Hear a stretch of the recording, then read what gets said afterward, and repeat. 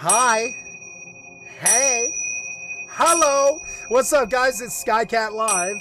It's Wednesday at 12:17 p.m. on a 3/25/26. That's March 25, 26. It is 68 degrees in my house, as you can see from the clock on the wall. It's a Wednesday, 12/18, 68 degrees, 3/25, 26. I love you guys. Thank you so much. And what's up?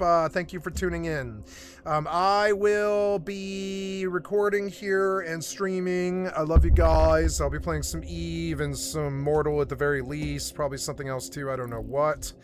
Getting in on all the games. I love you guys. I am publishing and hopefully not disconnecting. Yep, I'm not disconnecting. It's good. We are live. I will drop it off the big face here. There we go. So logging into the EVE Online, gonna do some mining today. I wanted to drop it off the big face, but the software developer was incompetent. Big surprise. There we go. And let's move forward. Yep, 17% good. I'm uploading. I have to get number 5, number 4, number 4, number 5, and then number 6. And I'm gonna do them one at a time so they don't overlog. Yes, very good. You disconnected immediately, so try again.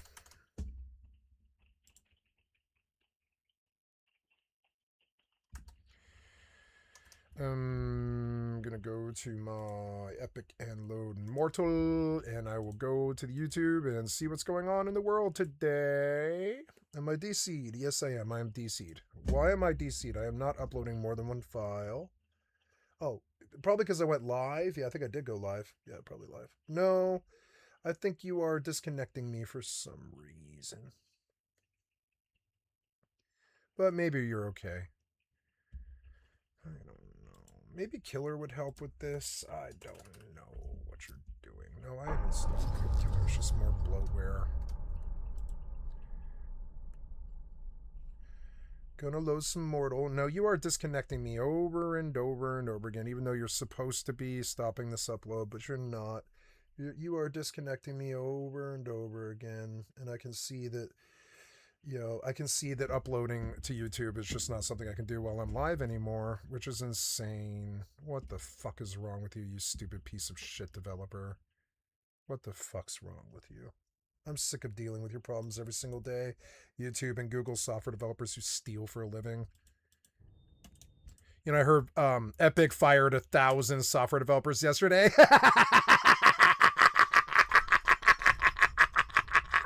Fuck you! Fuck you, software developers! Fuck you! 1,000 of you lost your jobs. Now you know how fucking painful it is to use your products. Piece of shit. Get some comeuppance for your fucking incompetence. Pieces of shit. You fucked up Fortnite. Lose your jobs, assholes. Lose your fucking jobs. Your incompetence is unacceptable.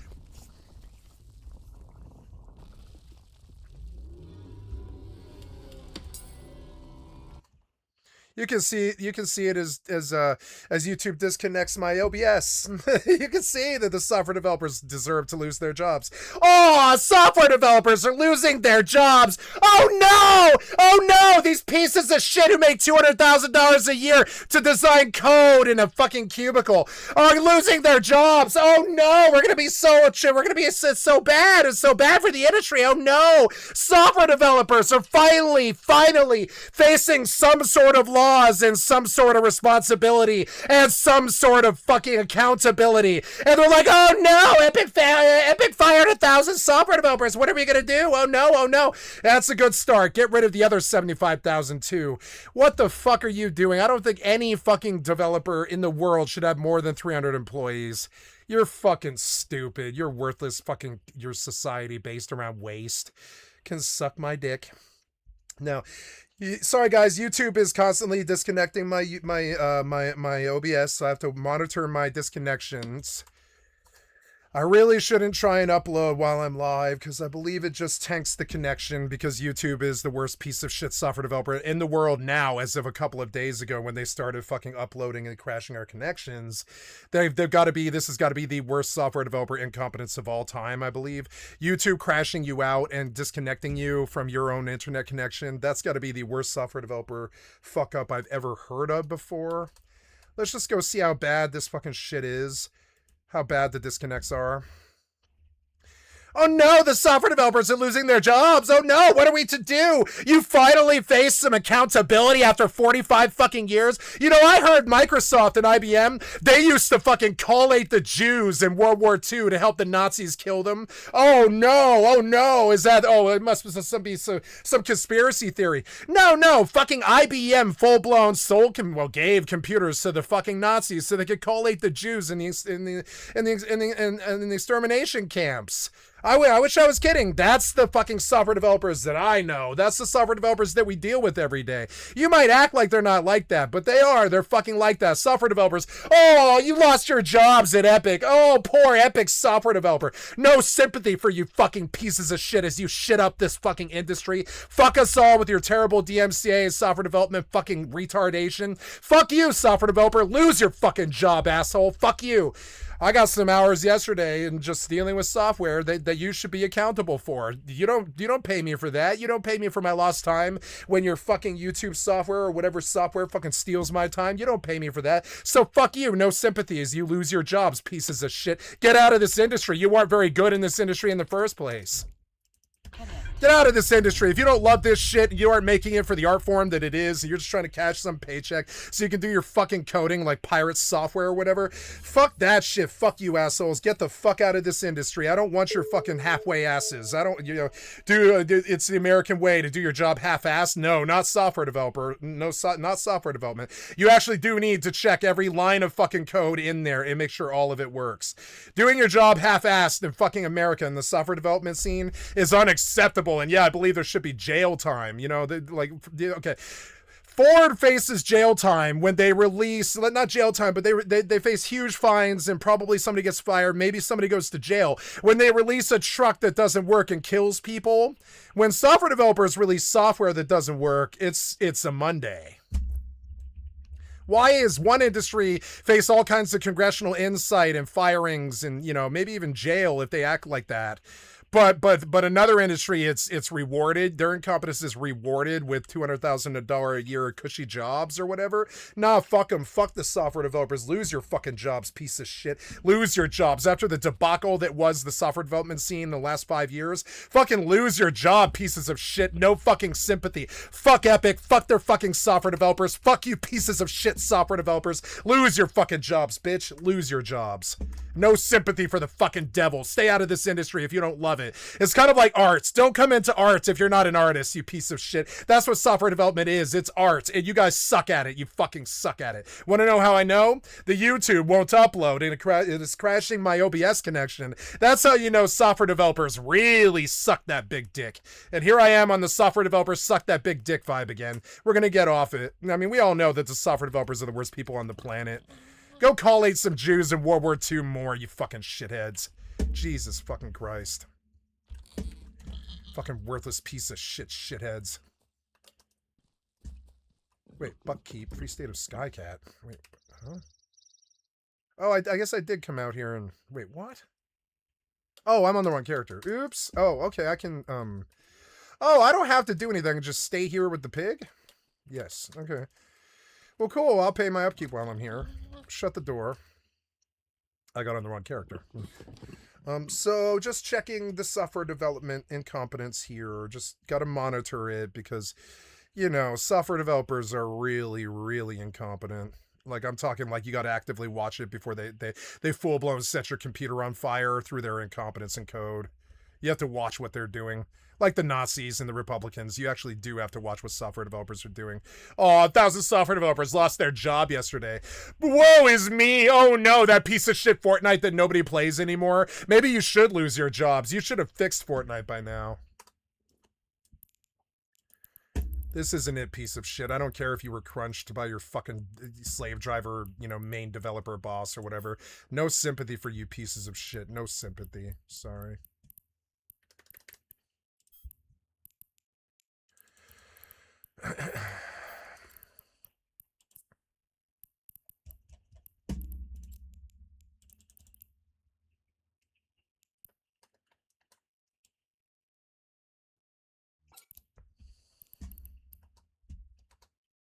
No, are you uploading? Yes, you are. Very, very, very slowly, but it'll get done over the next 12 hours.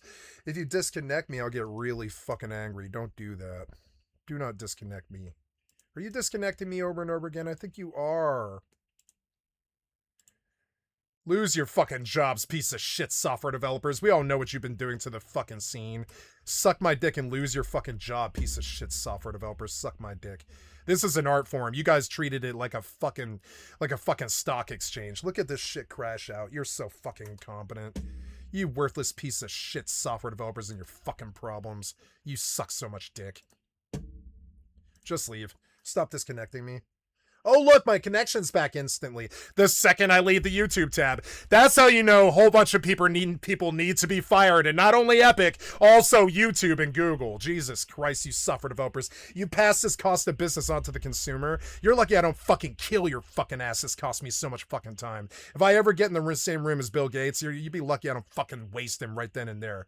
Pound his ass to fucking death right then and there. Because it's like, Jesus Christ, when I think back of how many tens of thousands of hours I've lost to trying to fucking keep Windows running in the last fucking 30 years, I would like to punch him for every hour I lost. Yeah, I'd like to punch Bill Gates. Like South Park did in Bigger and Better and Uncut. I want to punch Bill Gates in the fucking face for every hour he's ever fucking stolen from me. It's got to be up at 30 to 50,000 fucking punches in the face or something. Goddamn piece of shit software developer. If I ever fucking see you, I'm going to punch you in the fucking face for every hour you've ever stolen from me.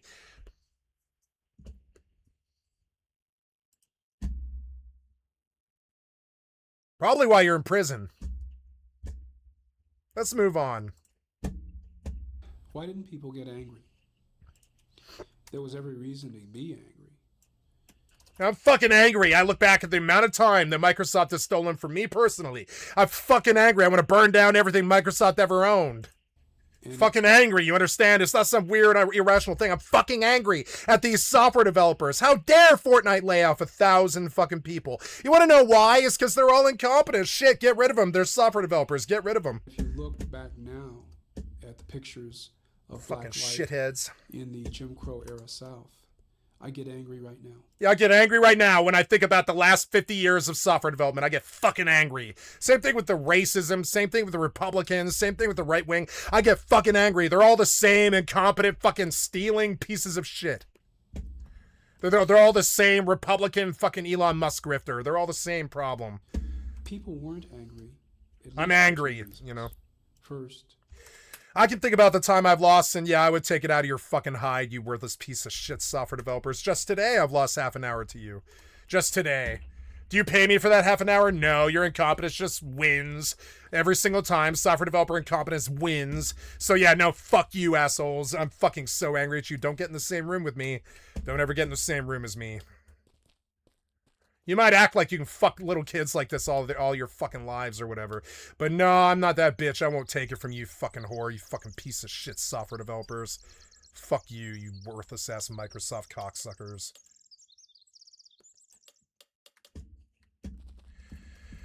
Anyways, moving on. I'm sorry for the anger. It's just, you know, software developers. Every single day, it gets worse. Every day, until we actually apply some laws to these fucking software developers, they're just going to keep stealing.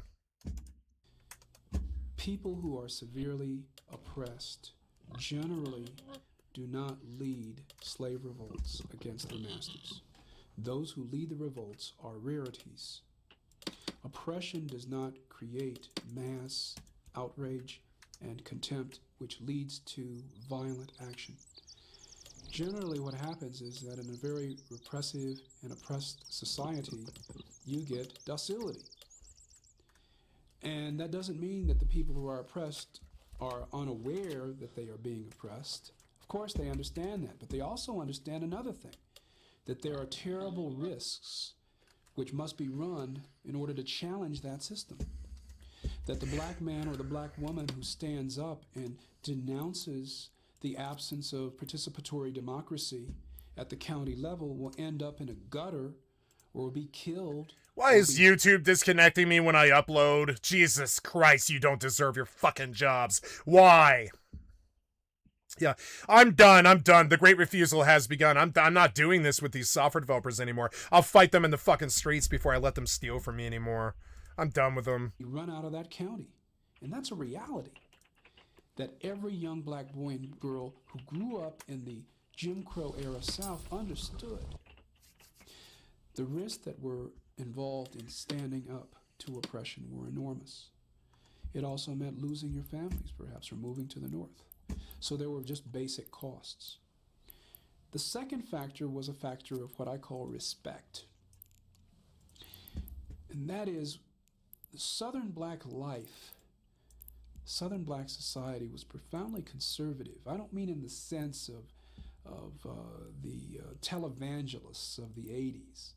I mean in the sense that black life was conservative in that people had a profound They had no respect money for the elders of the black community and for authority within the Afro-American community. That the elders said one thing, you listened to older people, you respected them. To be old meant to have acquired a body of wisdom or knowledge. And the sense of the older Afro-Americans was that change would come about at best only through gradual means. They had seen change in their own lives.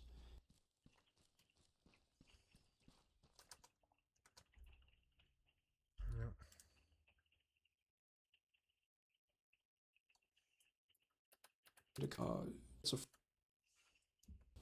segregation created a kind of schizophrenia.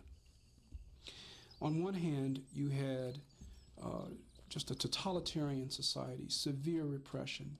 In many communities, my wife's community of Walton County, Georgia, you had more than a dozen lynchings, literally, after 1945 through the 1980s. You had severe economic and political repression aimed against people of color.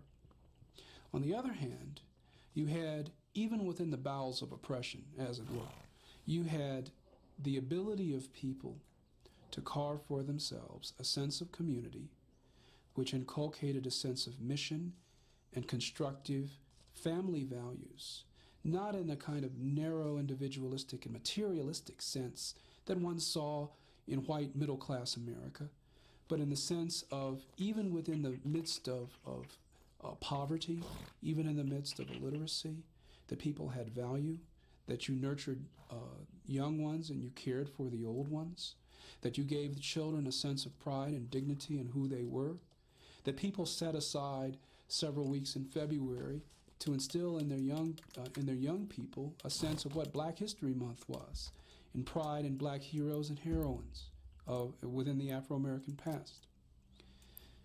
Segregation meant not only the hardships, and it meant not only the lost opportunity, and it meant not only the terrible anxiety when you knew you were ready or prepared for a position and you didn't get it, and you had to go home and tell your wife or your children why you didn't get a position. But it was also a sharing time. It was also a sense of community and a sense of collective accomplishment in the face of just terrible odds.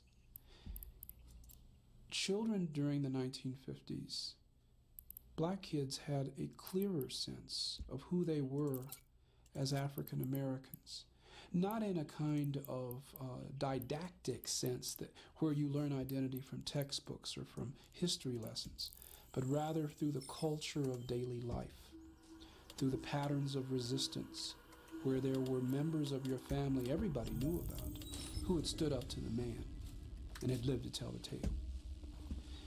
It gave us a sense of pride in who we were, and that pride sustained us through the hard times. And that was what segregation was about too. And the irony is that once that period ended, after you break down the walls of Jim Crow was always a perverse, Jim Crow was always an oppression that was just unfathomable for most white Americans. Jim Crow was always a curse, but it was always a perverse blessing. And its perversion was that it destroyed a sense among white Americans that black Americans were actually their equals. But it was also a blessing in that it created a barrier. It kept out a lot of negative cultural and social as well as political influences that otherwise would have affected black America. Not that I find anything redeeming about Jim Crow. If there is anything that could be said about this perverse blessing, one could say that by creating a barrier around the black it unified community, them. It gave us a better sense of who we were, what our culture was, and developing institutions that responded across class lines to the problems and daily issues that confronted most black Americans. When you talk about the South in the period of the 1950s, it's difficult not to use the term totalitarian. The very nature of Jim Crow, the very essence of what segregation was about, was a type of non-discriminatory discrimination in that it affected everyone, regardless of your education, regardless of your income. The person who was black was the person who sat in the back of the bus. And so consequently, all Afro-Americans, regardless of their background, regardless of their training, vocation, regardless of their income, felt the sting of segregation and felt it not only in great ways, but in small ways.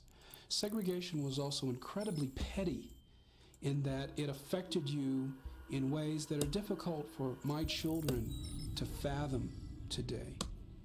For example, when I was a kid going to Tuskegee, Alabama in the summers, where my grandparents lived, and grandmother and my relatives lived. In Tuskegee, Alabama, they had stores along the main square where blacks were permitted to shop, but you had to follow a bizarre ritual of what you could try on and what you couldn't try on. You couldn't try on a cap, but you could try on a coat. You could try on a pair of trousers, but there were other things you couldn't try on. So that if you were black in the summertime and you wanted an ice cream cone, you weren't allowed to go inside the Dairy Queen and sit down with everybody else beneath the fan. You had to stand outside. Segregation meant that for me as a kid, you weren't allowed to go to the swimming pool. You had to stand outside behind the fence and watch white children enjoy themselves while you sweated under a hot summer sun. That was the nature of segregation. It affected you in every possible way, every single day. The second thing that strikes me about living as a black person in the South in the 1950s was the incredible warmth and complexity of the black community in this period. People who experience a kind of holistic oppression find ways to develop an enclave, find ways to develop values that nurture young children so that they are not given the message and internalize the message that we are nobody. They're given a message that your life has value, that what you're about is respected by us, even if it's not by the outside world. And they're also given one other value, a sense of dignity and a sense of mission. That is, it is your obligation to prepare yourself to be the best that you can be. Probably in educational culture in the South, more than 10,000 mothers and fathers said this to their children every day, that you have to be not just as good as the white boy or white girl, you've got to be twice as good. Because segregation, because of racism, you're not going to be given the opportunity to compete, to be given the job. So if you do have the possibility of a position, if you do have the chance to make it, then you have to be absolutely prepared. So there was a seriousness toward life. There was a seriousness toward responsibility, which was collective. Education was the secular religion of the black community. People believed more in education than they believed than anything else. Education was the backbone of the community. It gave us a sense of not only the mission, but it also gave us a sense of possibility. Education was a religion in that Afro-Americans, since the Civil War through the middle of the 20th century, had been denied opportunities in white higher education for so many decades. We weren't permitted to attend the best white high schools, public schools. Our high schools and and elementary schools got the worst materials. But within the midst of this kind of the absence of quality materials, and within this midst, Afro-Americans still gained a sense of learning and applied that to the daily problems that confronted them within their communities. They developed educational institutions that they felt, which they controlled themselves, such as Tuskegee and Fisk and Howard University.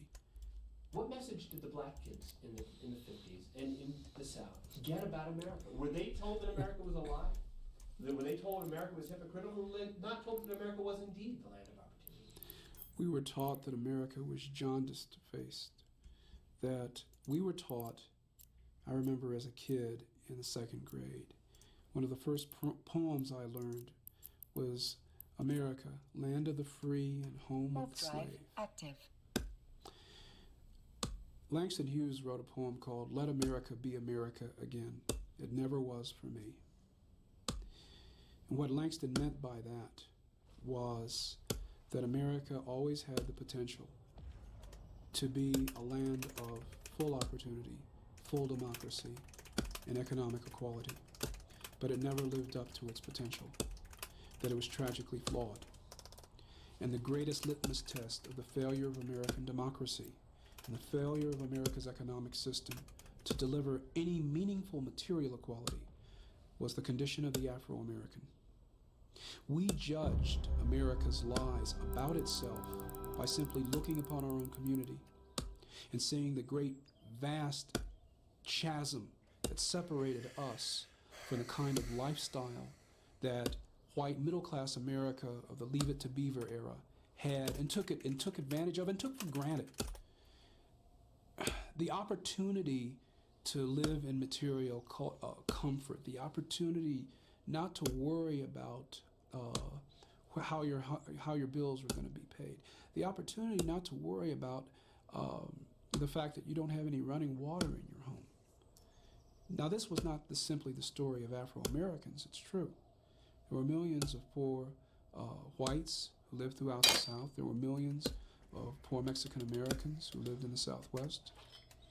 But for the Afro-American, the one group of color, people of color who have lived in this country since 1619, there is a long-standing grievance that they felt and that we were taught when we were in the South in the 1950s.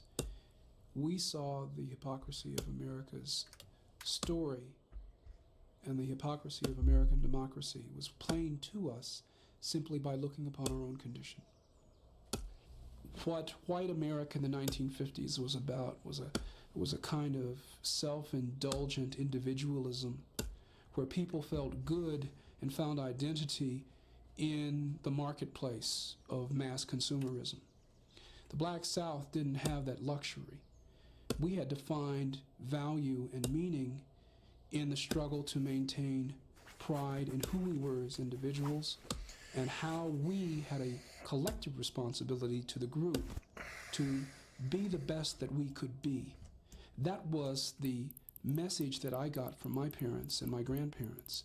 That was the message that we carried with us as we went to college, as we went to church, as we went to high school, looking forward to the possibility of opportunities, not knowing that we would ever get them, but being damn sure we'd be ready if the opportunity came.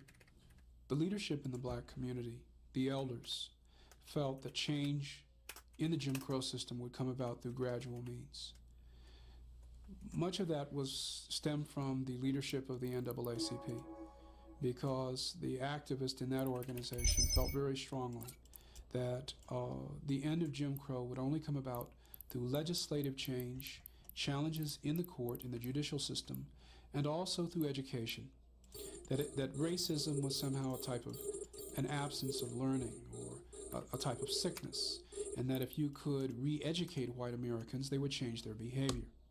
The problem with this approach is that it didn't look at racism as it related to the economic and political system. That racism is not just bad vibes. Racism is fundamentally a process of exploitation that takes place in the economic system, and it's also a process of subordination of people of color in the political and the cultural system.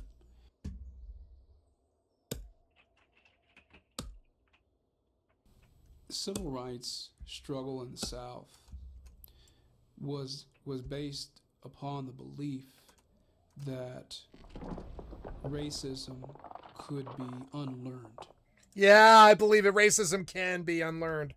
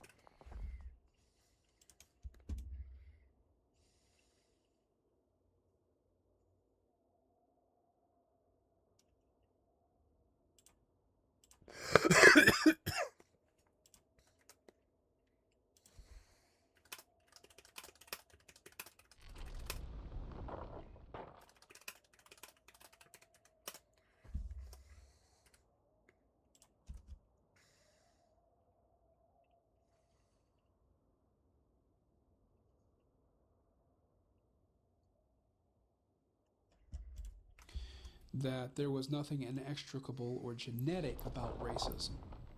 Anything that's learned can be unlearned. And in that context, the whites who were on the police force, the whites who ran the political system, who ran the economic order in the South, they benefited from racism, that's true. But they, or at least the ministers, other whites who did not have a vested interest in that system, could be appealed to. They could be changed. And if their opinions could be changed, then the system could be changed. How do you do that? You don't do it by a blanket condemnation of all the whites who lived in the South. All of them were not racists. Many of the whites themselves were compromised by an unjust and oppressive system, and they were prepared to listen to a reasonable argument which advanced the interests of all people in the community. Consequently, the best strategy in that context is not one where a handful of African Americans physically fight back. Rather, it's showing the ability to take abuse, the ability to stand up courageously to oppose segregation laws, and the willingness to go to jail for a higher moral and political ideal that puts the political system on the spot. It forces the national political system to respond to these demands, and it places greater international pressure on the United States. For all of these reasons, the best tactic was not one of violent direct confrontation. Now, that's not saying that African Americans didn't feel the desire to fight back. They didn't feel anger or hurt. They did. But they also felt an overriding purpose. They had been trained to operate with dignity in the face of adversity all their lives. And in doing so, by suffering, by accepting the hot coffee thrown in your face, by accepting the police dogs that were hurled at you, you were able to stand up and say, yes, I am a man, I am a woman, and I have the courage and dignity not to fight for a higher political purpose. That was infinitely harder than fighting back. It was.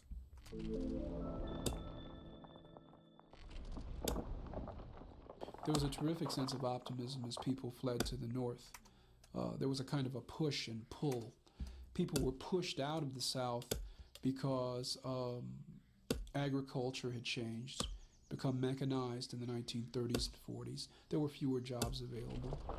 Tenant farming had begun to collapse. They were pushed because of the omnipresence of racist violence against black folk in the South. But they were also pulled because of the terrific job prospects. Henry Ford, after all, was offering $5 a day up in Henry Ford's place, according to the Leadbelly song. And people had a sense that by moving to the North, you not only would open that door of opportunity, but more importantly, you would establish the foundations for a better life for your children. Not only would your children be able to vote, not only would they be able to have decent jobs, but a middle-class life that all Americans aspired to. So when people came to the North, they didn't quite know what to expect. They settled in black communities, and as the black ghettos began to grow dramatically, a new type of American Jim Crow emerged. People forget that Jim Crow actually is a northern, not southern invention. The very first forms of Jim Crow were imposed upon the very small, tiny black communities in the northern and midwestern states prior to the Civil War. Jim Crow then went to the South only after slavery was over. Well, in the 1940s and 50s, as thousands of blacks moved north, between 1940 to 50, 1.6 million blacks moved from the South to the North. 50 to 60, another 1.5 million moved to the North. One of the largest migrations of humanity in the Western Hemisphere.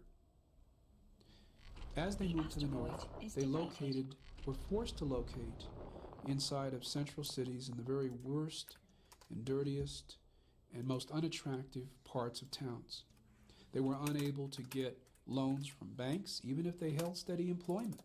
Banks redlined their communities, so you didn't have the kind of economic development that one would have in many southern cities with high concentrations of blacks. They weren't able to improve their housing very much. They weren't able to move into suburban areas, even for those who had professional jobs. And when they were, frequently the suburban areas were also segregated. Certain areas defined for blacks only. So the sense of optimism faded dramatically. By the 1960s, people felt that the North was simply an extension of the South. Or Malcolm X put it, the South is anything south of Canada. This huge migration of Afro-Americans came largely from rural areas and frequently from southern urban areas. They located primarily in eastern and midwestern cities. They expected to find jobs and expanding opportunities. And to a certain extent, they found them. But the jobs they found were the worst, the lowest paying, and frequently they lost their jobs during times of economic hardship. They found political freedom, but only of a limited type, where blacks were not permitted to run for elective office citywide or statewide because whites wouldn't support them. So the location had changed, and what they realized, though, is that the North had its own version of Jim Crow. And so we traded different forms of oppression. The oppression in the North was of a different type. Less overt, far more insidious. There were no signs that read white and colored on the schoolhouse door, but nevertheless, urban education was inferior for blacks. There were no signs that said colored cannot apply for jobs. Nevertheless, blacks were systematically denied these positions. We had simply traded one form of oppression for another. In the South, the old story goes, whites don't care how close you get to them. They just don't want you to get too high up. And in the North, whites don't really care how high up you get. They just don't want you to get too close. So in the North and South, you had two different types of segregation and institutional racism. The type in the South was overt, it was vulgar, and it was direct. It said, niggers don't apply. In the North, there was equal opportunity. Nevertheless, systemic racism, far more insidious and far more pervasive and much more difficult to tackle. Civil rights movements in the South made a lot of sense because the evil was so blatant and so clear-cut. Whites in the South didn't mind you living right next door to them, but they smacked down blacks who called for civil rights or economic mobility. Whites in the North didn't mind a black millionaire so long as the African American lived nowhere near their neighborhood. It was simply a different form of oppression. Well, many young African Americans in the North directly participated in the civil rights movement. And if you go through a series of the leadership in CORE or SNCC, you find that many of the young women and men who went to the South actually had been raised in the Midwest or in the East Coast.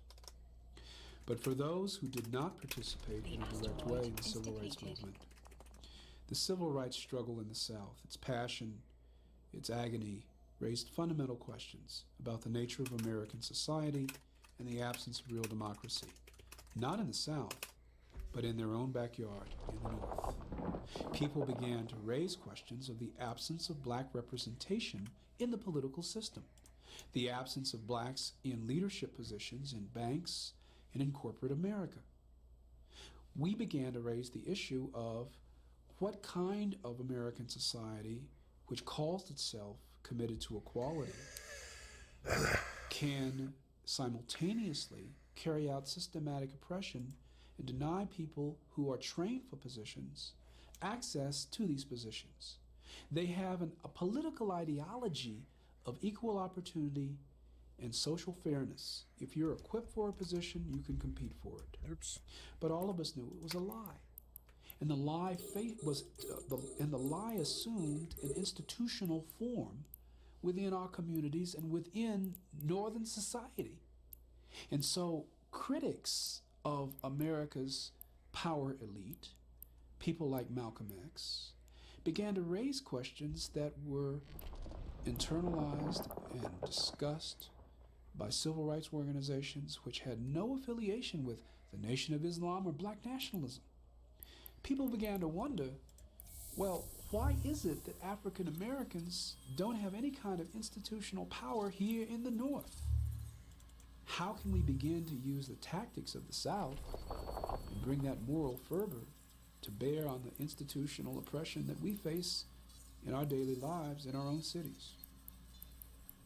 Well, what they asked for was equality, not simply political access, not simply the right to vote, but the right to have access to a decent job, the right to quality education, the right to decent housing as a fundamental human right.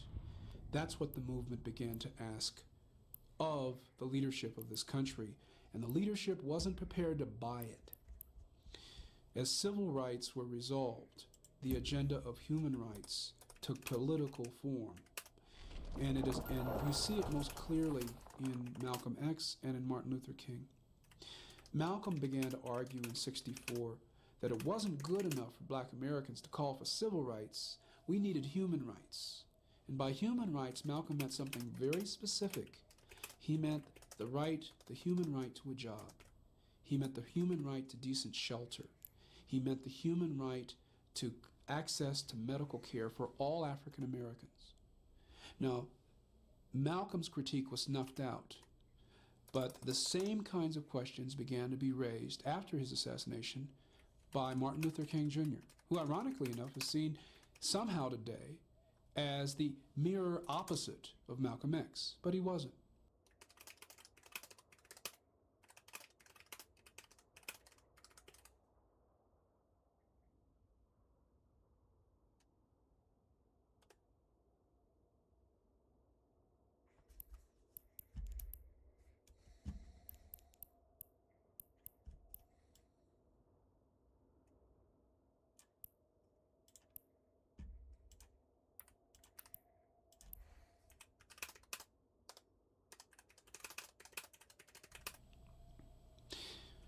I was 18 years old, and I was a correspondent for a black newspaper in Dayton, Ohio.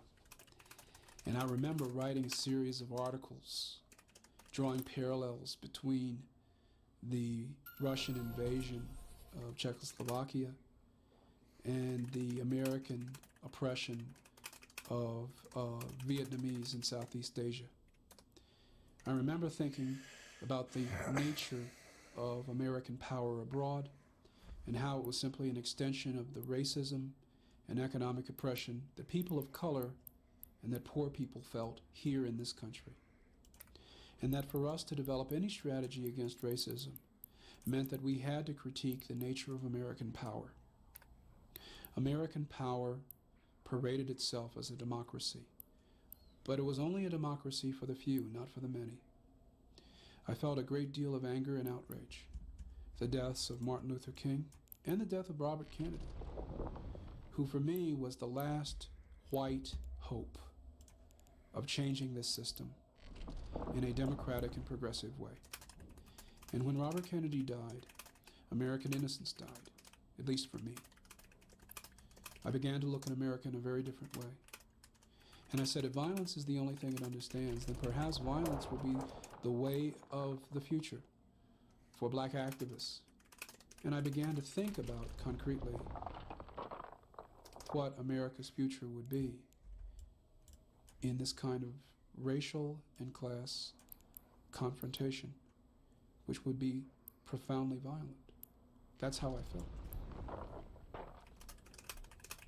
Liberalism ended when Robert Kennedy died. Liberalism never had real faith in itself. Liberalism had never delivered the goods to African Americans, to Hispanics, to working class people, to poor people. It had promised much. And with its death came a wave of repression. The counterintelligence program of the FBI, the wave of repression represented by the Nixon administration.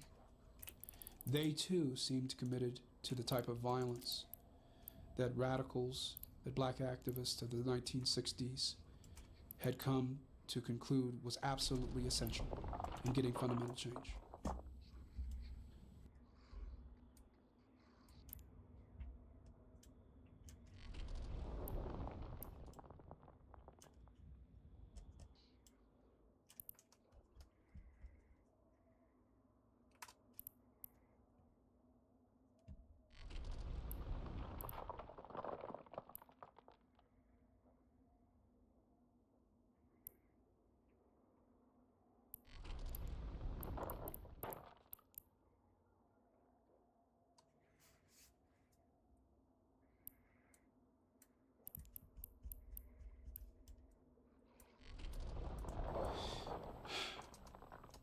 The Mississippi Freedom Democratic Party was not only an outgrowth of the struggle for desegregation in Mississippi, but more than anything else, it was a statement of belief in the Democratic Party and in the white liberal leadership of the Johnson administration.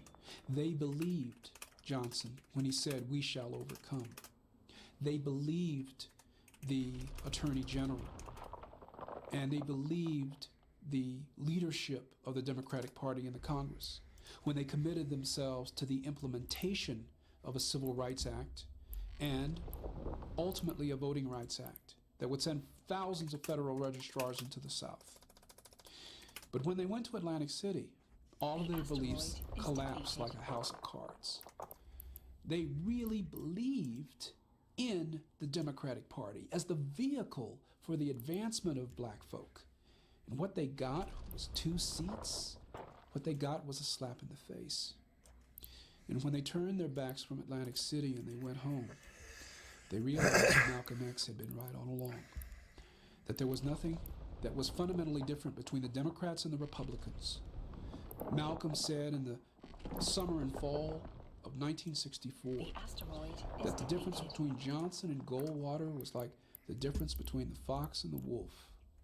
Goldwater was the wolf, and it was very clear that where he stood. He opposed the Civil Rights Act. He opposed the legislation that black activists had fought and died for. But Lyndon Johnson was the fox. He catered to civil rights issues only because it advanced his own interests. Johnson, after all, we had been reminded by activists, by Malcolm, had a history of being a segregationist prior to 1957. Until his presidential ambitions began to blossom, He had always been an arch enemy of our interests. Had Johnson changed overnight? Of course not. So when we left Atlantic City, when people went back to Mississippi, when they went back to Alabama, they not only felt the pain of defeat, not being able to gain access to the Democratic Party's leadership, they felt something more. They felt that Malcolm X was right. They felt betrayed by the Democratic Party. And they said to themselves, never again. We need to develop our own mechanisms that will effectively advance our own issues, our own interests, regardless of the party in power. That's the way people began to talk and feel by the fall of 1964.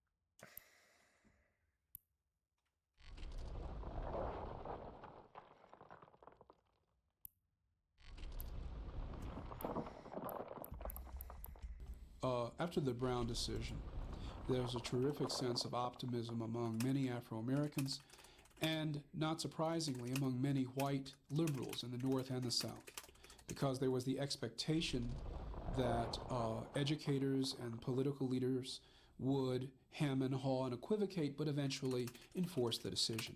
That didn't happen, and it didn't happen for a couple reasons. First, the Eisenhower administration had no intention of endorsing the Brown decision or enforcing it. And only at Little Rock, when the governor of Arkansas directly challenged the issue of federal versus state supremacy, did Eisenhower only very reluctantly federalize the National Guard and ensure that a handful of black students would enroll in Little Rock High School. But Little Rock was an exception, not the rule. Immediately following the Brown decision, between 1954 to about 56, about 700 public schools were desegregated. Most of these schools were in the Upper South, in Kentucky, North Carolina, in Missouri, places where there had already been some progress towards school desegregation. There was reluctance, in fact, there was some outright opposition, but it had not coalesced into an effective racist backlash. This would only happen in 1955-56 as Southern senators issued a Southern manifesto led by Sam Ervin of North Carolina and other states, calling for a coordinated effort to push back the Supreme Court's Brown decision. In the mid-50s, you began to see the growth of the White Citizens Councils. The White Citizens Councils were kind of the middle-class Klan, the Klan in leisure suits, as it were. These were entrepreneurs, teachers, local lawyers, people who would not dirty their hands by joining the Ku Klux Klan, but rather they would do things like in Mississippi, the White Citizens Councils published the names of the litigants in the local NAACP who were calling for school desegregation in several southern towns. And as a result, these black litigants lost their jobs. The White Citizens Councils, in a very polite way, led the white racist backlash. And finally, there was a political backlash.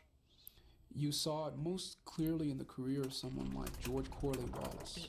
George Wallace was a local judge in Alabama who had the reputation for being fairly moderate on racial issues. So much so that in 1958, when he first ran for governor, he was even endorsed by the NAACP. He lost to a racist demagogue from Phoenix City, Alabama. Wallace, the story goes, or the southern story goes, looked at night at the television at the returns, and he said, I'll never be out-niggered again. Wow.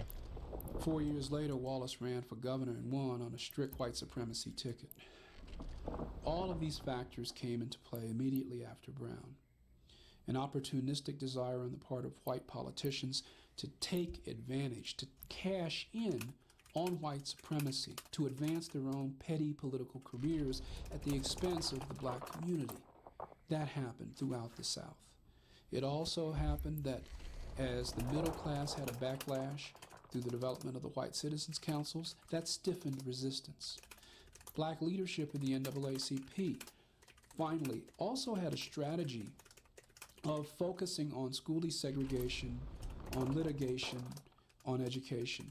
They did not have a strategy of going to the streets. They didn't have a strategy of nonviolent direct action.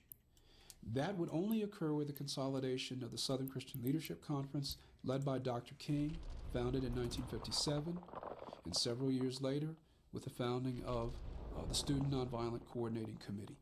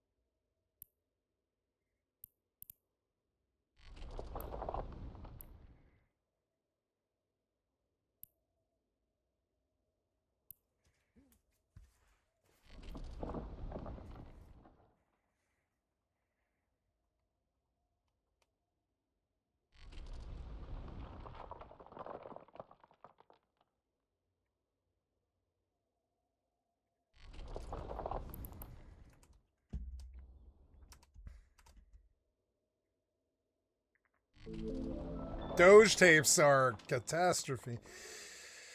I've noticed that Legal has morphed into like a 5 or 10 man team that I would say only 2 of the 10 are actually, well, no, 3 of the 10 are actually competent lawyers. And that's so cruel to say, but I mean, it is. They've expanded to like 5 or 10 people, and maybe 3 of them are actually competent lawyers. And the rest of them are all, like, I would say, actors. And it's a real shame because I liked Legal when it kept its, it kept Liz Dye, and I don't know the name of the Legal guy. I can't remember his name. But yeah, the main legal guy that started the channel, I forget his name, Legal himself. But original Legal, and he's older now, so I understand. He's trying to look successful and young, but he's older. He's actually probably 70 or something like that. Legal, I think, probably 60, something, 65, probably 65. And he should be retired, and they want him to run this crazy YouTube channel that he built, but it's probably too much work for a 65-year-old, and I get scared of that in my own career in about 20 years. What if it becomes too much to do 14 hours every single day, 7 days a week for the rest of your goddamn life? What if it becomes too much? It's like burnout is a thing. I doubt he saw it until, I doubt he saw it the first 10 years of his career, but 10 years in, he was probably like, I'm 65, I've damn near lost my wife and kids, I'm too stressed out, I'm producing like 2 videos a day or something, and all this crazy shit. And, and that stuff, it's okay for a 20-year-old man, but it's not so good for a 65-year-old man. And I think about this with my own career. I look at Legal and I see a new young girl with red hair there, and I'm like, where did Legal go? Where is Liz Dye? I haven't seen Liz Dye in a while. And it's kind of like the Daily Show. And I'm sure that these people, given 2, 5, 10, 20 years, will become amazing media symbols. Like this lady here, I don't know her name, the Legal lady. She's probably amazing, right? I don't want to discriminate against her. She's fucking awesome. But I still think that there's kind of a Daily Show effect going on here with that particular channel, because it's like Jon Stewart basically retired due to old age, and so did fucking who's the other Daily Show guy? Stephen Colbert. And so now they're bringing in a bunch of young people who all have promise, who we all like, but they're just not the original vision of the show. They don't hold to the same sardonic humor. They do, but they're trying to imitate it. They don't have it themselves. They don't have the reality of living that long in that reality to complain about it and all this other stuff. And it is kind of an enshittification of stuff that I really, really liked. I used to really, really like The Daily Show, but I don't like the bifurcate. And I like all those people. I like Desi. I like, I put Josh on my channel before he was fucking famous. Josh Johnson. I put him on my channel before he was famous. I saw him when he had like 78,000 follows or something like that. And he was just coming up off the fucking Daily Show. And I put his ass on my channel when he talked about P. Diddy. And when he talked about P. Diddy, he blew up overnight. And now he's probably got 4, 6, 10 million, something like that. He's fucking one of the most famous black men in the world. And not that the color of his skin has anything to do with it, but it's just proof that a good comedian in the political range can go really, really far, really fucking fast. And I love Josh Johnson, but I still don't think it's the original. I don't think Josh Johnson is the original vision of The Daily Show. To him, The Daily Show is probably just a stepping stone, frankly.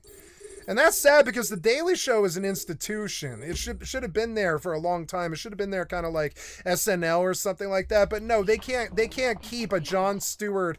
I don't even think Jon Stewart is that high of a quality. I think it was actually Colbert that sold the fucking Daily Show to its true potential. And I think Jon Stewart just ended up imitating Stephen Colbert. And I'll be honest about that. I've always been a bigger Stephen Colbert fan. My mom loves Jon Stewart, but I don't care if Jon Stewart is the head of Daily Show or not. I care if Stephen Colbert is the head of the fucking Daily Show. One might say that's kind of a political affiliation thing. Like Stephen Colbert is a little bit more progressive than Jon Stewart, who I think is a big ticket, Democrat line sort of Hollywood Democrat guy. And like, I'm a bit more progressive than I am Democrat, in the respect that all of my friends own guns. you know, and that's a reality I have to deal with. A lot of my friends have got abortions. That's a reality I have to fucking deal with. You understand? A lot of my friends have had abortions, and a lot of my friends own guns. How do you straddle that fucking line? How do you do that? And I disapprove of abortion when it comes to the fact that I know there's desperate fucking people all over the world who wish to adopt kids. I kind of disapprove of abortion. But I will not say it's not my issue. It's a woman's issue. It should be left to the women to suss out. In my opinion, doesn't count with this. But I will say that like, you know, but I don't ever want to, I'm pro-choice. I don't ever want to end fucking abortion. I want abortion. I want it. I'll be full blown say I want it for rape victims and hospital complications and stuff like this. And also just if people want it, I'm pro-choice. And this has to do with, I know a lot of women who have needed abortion for fucking legitimate reasons, like rape victims and stuff like this. I've known women who have been raped who have had to get fucking rape abortions and stuff. I'm not kidding either. I know a woman who was raped and left to die in the fucking dumpster, and she had already been raped before, and like and she had gotten an abortion the first time, but she didn't get an abortion the second time, and she named her child after one of the Indian deities, and I won't say what because it's doxing her, but like I respect that lady a great deal, even though I know she's crazy. You know what my friends used to call her? Snaggletooth Hooker, because some dude, when she was selling her body on the streets for drugs, some dude socked her in the fucking face. And so my friends, they used to tease, my right-wing friends used to tease her and call her Snaggletooth Hooker. And of course the fucking phrase is hilarious. I used to giggle because the phrase is fucking hilarious. Snaggletooth Hooker. The Snaggletooth Hooker is an incredibly fucking like good insult for somebody like that. It's incredibly good. It nails it. It's impeccable. It's fucking hilarious. And I couldn't help myself from laughing when they used to call her that behind her back. But I remember that I was not willing to call her that. I just would laugh at the joke because it is fucking funny. It's fucking funny. But I would not call her that. I never called her that because I was like, Jesus Christ, you know she's missing her fucking teeth because some dude on the fucking streets punched her teeth out when she was living in a tent. You know what this is. You know she was selling her body on the fucking streets for drugs. You know that she got fucking punched in the face by some abusive fucking dude. You know what her fucking story is. How could you ever tease her about that shit? But they do. And it's fucking stupid. It's like something about their judgment or whatever. And that woman, she both ended up being the shining example of somebody who should get an abortion for a legitimate reason. The first time she got an abortion, first time she was raped on the streets, she got an abortion. She told me about this. The second time she kept it, and she named the child after a Hindu deity because she believed at that point that just, you know, it just, you know, it was the lesser of two evils. And so I can have a very faceted view of fucking abortion like that, and have a friend who's done both different times, has been both somebody who was adamantly for it and adamantly against it, and got one and didn't get one. And I you know, and I have a friend who traveled the entire goddamn spectrum that is abortion, from left to right and back again. And she was that crazy like that. And I have a friend like that. And my morality kind of runs on a spectrum like that too. Well, I know women who have needed legitimate abortions from rapes on the street, and I've known women who refused to get one, who were raped on the streets and had a rape child from a fucking police officer, raped her and left her to die in the dumpster in Littleton, Colorado in the freezing cold weather when it's raining. And she had to walk home naked and call the cops and shit. It was insane. Well, she didn't call the cops because it was a cop who did it to her. She had to call her friends. You understand? She had to call her friends. When you hear stories like this, and she wasn't lying either. She wasn't lying. This actually happened to her. I know the people around her. This happened to her. And like, you know, and she was a good friend of mine. And, you know, having met her, I understand now that having views on this stuff should be a fucking spectrum. It should be a fucking spectrum. I'm sure that Jon Stewart and fucking Colbert don't totally agree politically on everything. I guarantee it. I know it is just, it's impossible. It can't ever be that way. Jon Stewart has his own opinions or whatever. And they both reflect the same kind of leftist Democrat coin to a conservative, I imagine. But like, I would way rather support Colbert because I could sense the progressiveness in him. I didn't sense that in Jon Stewart. I didn't sense somebody who might have friends who like guns. I didn't sense that in Jon Stewart. I think Jon Stewart hangs out with Hollywood crowds who might own guns, but it's like probably more unlikely. What do they need those for? You know, maybe their security owns guns and stuff. They're proud to have security who owns guns, but they themselves probably don't have guns on the premises if they live in Beverly Hills, because it's probably more of a danger to them than it is to anybody doing a home invasion, because the home invasion might use the gun against them. So they have such good security out there that, you know, it is like literally a logical thing at that point that you're like weighing costs and weighing like whether you should do something or not. And so like, yeah, and so like I think Jon Stewart is that leftist Democrat from Hollywood or New York or whatever, that East Coast intellectual elite that believes that guns are bad. But I'm sorry, that is a luxury that I just, as an American, I don't think I can afford. I have so many fucking friends who love guns to fucking death. So many friends. I've got friends who hate them, who have marched against them and shit. I've got friends on all of the spectrums except for basically child molestation and murder on all the sides. Gay, straight, pro-gun, anti-gun, pro-abortion, anti-abortion. It doesn't fucking matter what it is. You get like politics and an opinion can be. Politics and gamblers, you know, I'm sorry, yeah, I don't know. It's like, I don't know, politicians and entertainers and stuff, that they are like forced to like sort of make a choice, but I don't know.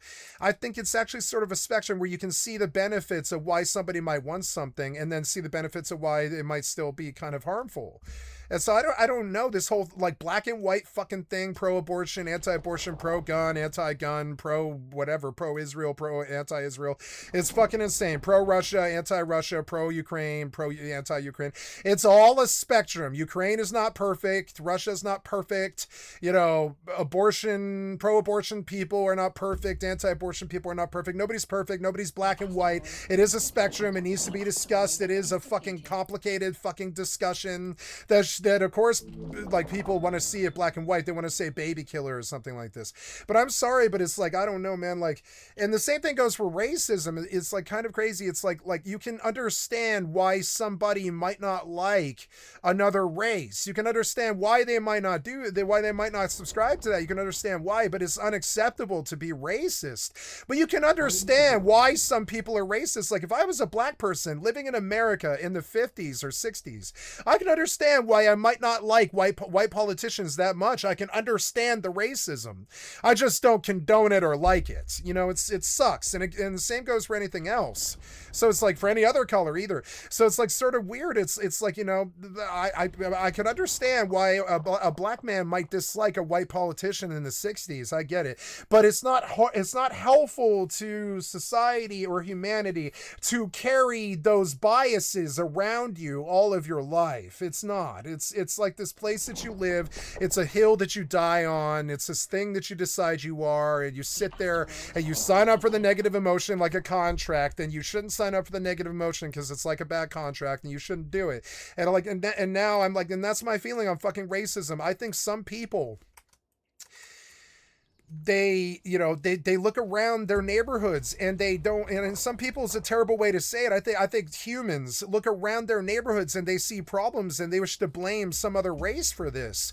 That is insane. You are looking at poverty. You are looking at poverty. You are looking at the lack of money. It has nothing to do, if there was money there, okay, look at Beverly Hills. Do you see gang shootings? Do you see, you see robberies, but you don't see like anything more than any other town and stuff. You see it's just a normal crazy town. It's got its own stuff going on. It's got drug addicts and problems like everybody else. It's got its issues. But being a Beverly Hills cop is kind of an interesting concept, right? It even came up in Disco Elysium. But that town is not fucking crazy. You want to know why that town's not really that crazy, besides some cocaine use and some robberies and some jewel heists and stuff? It's because they have money. Poverty is not an issue in most of the town. So, and this is true, and somewhere along the line, I swear to God, this is how base my beliefs go about this. Humanity decided that it was some other race's fucking problem or issue or fault, or that everybody's poor. When really, that was the rich software developers stealing all of our goddamn money. You know it is. It's been like that for 100 years. It's the JP Morgans stealing money with banks. It's the software developers stealing with money, stealing with software. It's the rich people who are all colors, from all creeds and all different places and stuff. It's rich people stealing money, so there is a disparity and there is lack in places like inner cities and such, and we want to blame some other color. But no, that's just just some piece of shit white man or whatever with a low IQ, didn't think it through all the way through. Every single time you want to blame some other race for some other fucking thing, even religious wars, I would posit that it is the lack of money that is actually causing any friction at all. It is lack of money because rich people steal money. I think Jesus would make this argument. I don't want to put these words in some imaginary figure's fucking mouth, but I think Jesus would view it this way. I think God would view it this way. It is the greed that did bring the ghettos, the sorrow, the white flight, the stupid bullshit, the racism. It is poverty that was at the core of all of it. It was not race. It was not disparity. It was not fear or xenophobia. You might say it is and act like it is and kill people because of it or whatever. But no, if you give these people money and they don't have a want for something anymore, and they're not desperate people who sees that somebody else takes a spot or a mouth to feed or some other reality or something like that, if it wasn't so economically fucking terrible, the last 1,000 fucking years, basically, it's been 1,000 years or something of economic terribleness. It's basically been like the Dust Bowl for like 1,000 fucking years, but we're not poor. Mankind is not fucking poor. It's not an argument for socialism or communism. It's saying there's no reason why any child in the world should ever go hungry. There's no reason why any human in the fucking world should not have a home. There's no reason. We have so much shit on the fucking planet. And yeah, nobody's going to go work for you to build a home for you. But I mean, it's also sort of like, but we have it. We have all of that. We have a home for every human. We built as many cars as there is humans. We build cars. Not only do we have a home for every human, we have a car for every human too, which is insane. But because some rich man tells you that he has to have more than you, or some surplus needs to occur, you think that you know, because of disparity, we suddenly have desperation and gangbangs and crack deals and fucking homeless living on the streets and shit. It is poverty. It is poverty at the core of all of these fucking problems. You can say it's black or it's white, but it doesn't matter. It's not black or white. It's not. It's poverty. It's fucking poverty. They want to say it's white politicians acting badly. I would say it's money causing the white politicians to act badly. I'm sure they're racist and pieces of shit too. Good old boys. They like to keep it inclusive or whatever, and they're elitist and all this stupid ass shit and racist and Nazi. But also, I think the reason they are all of those things is because of money. They think that race is going to afford them some kind of special club that enables them to have an advantage over other races or something like that. That's not how it fucking works. Humanity is a village meant to raise a child. It is not this thing about disparity or sorrow or poverty or racism or hatred or bigotry or anything like that. Jesus would say the same. It is the poverty, it is the thieves in the temple that brought us to our knees. We'll get angry. There was every reason to be angry. Yeah, I'm fucking angry. I'm angry that Epic is laying off 1,000 developers because they run the software developer scene every bit of the fucking fraud and theft and scamming and bullshit and fleecing and money theft and cash grab as they do any other fucking business. But the problem is, video games are art. It's kind of like if Michelangelo had to work at McDonald's to make $10 an hour to go buy a $10 burger from McDonald's so he can continue to eat, so he can continue to make art. It's insane. That's the system that they built up. It is theft and it's disgusting. It's fucking stupid. It's not a system we can run. Capitalism is acceptable, but it's not a system that you can run based off the sheer merits of capitalism. And I'm not some Keynesian fucking mathematician with a crazy Yale law degree with an air of fucking superiority or some shit. I know that I don't know the math, but I know that capitalism on its own is not a solution to the sandbox. Sure, capitalism exists in the fucking sandbox, but so does decency, and those two need to meet. They do need to meet. Decency and capitalism, they need to meet somewhere. And if you look, you can quote me on that, bitch. Decency and capitalism, they need to meet somewhere. They haven't met somewhere in the American culture, ever. We have always had poor people starving in the fucking streets when we're the richest goddamn country in fucking history. It is a debacle of fucking rich people stealing. If they were real human beings instead of stupid pieces of shit that we should frankly basically fucking kill, basically. If they were worthless pieces of greedy human pieces of Satanist shit that follow greed and Satan and all the terrible shit that they fucking believe in or whatever. Luciferian doctrines and deep elitist fucking assholes and on the dark web or whatever the fuck, right? It's this thing about, like, you know, decency. Are you a decent person? Okay, you have money. Congratulations, asshole. If there's other people who are wanting around you, how rich are you? You're a worthless piece of shit. You have somebody who stuffs some money in the bank account. You're not culturally or spiritually or valually, whatever you want to call it, like value-wise superior. You are not value superior because you have money and somebody else doesn't. That's not how that works. They are the other links in your society, whether they are weak or whether they are strong. If you have more than them, you're not a society. You're just some rich person who stuffs their fucking bank account like Elon cocksucker Musk.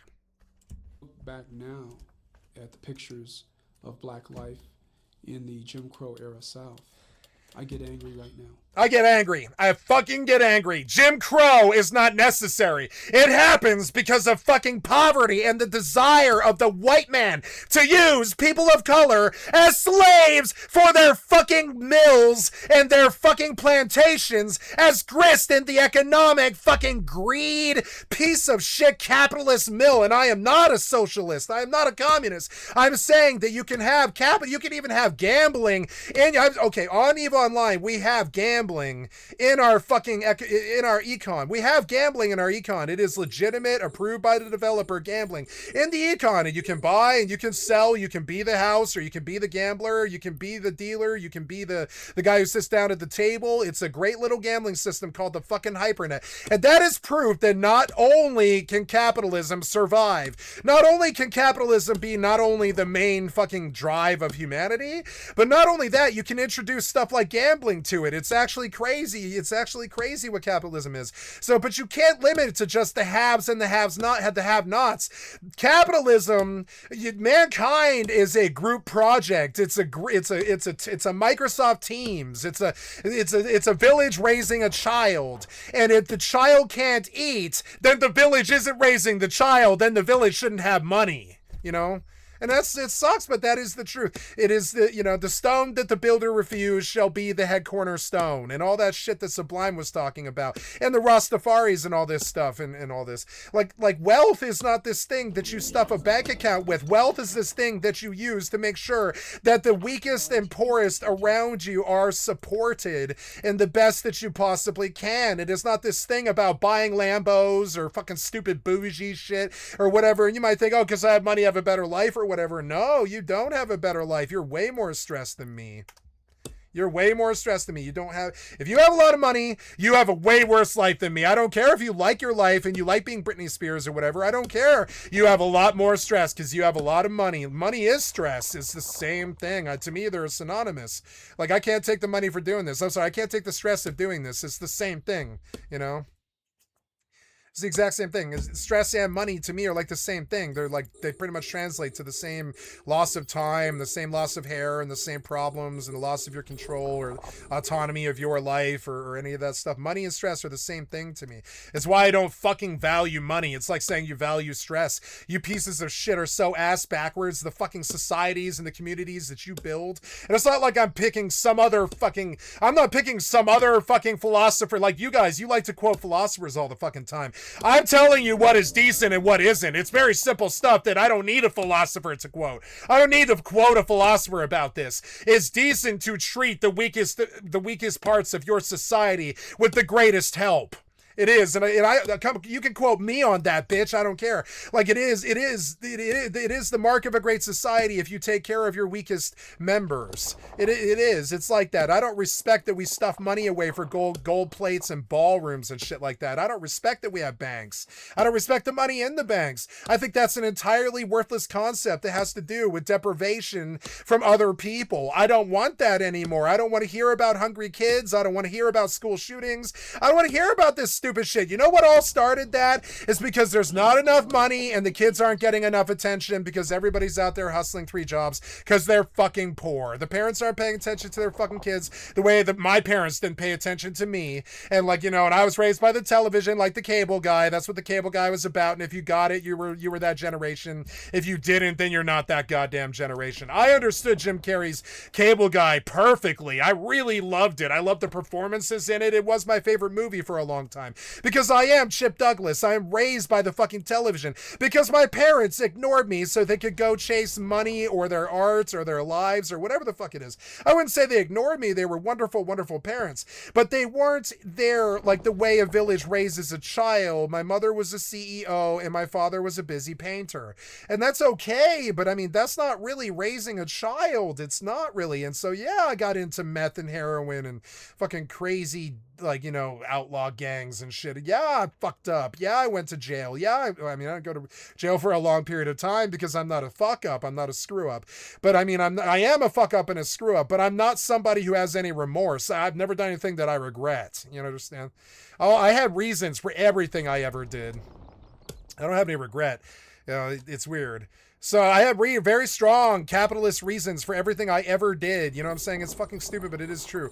And like, you know, and now I'm just like, you know, I'm at this place where I'm like, no, we don't leave the people dying on the streets. We don't do that anymore. No, we don't go kidnap Nicolas Maduro. No, we don't mess with other countries. They're not us, bitch. They not like us. They not like us. They not like us. It's Venezuela and Iran. They not like us. What the fuck are you doing over there? What are you doing over there? They not like us. What are you fucking doing? They not like us.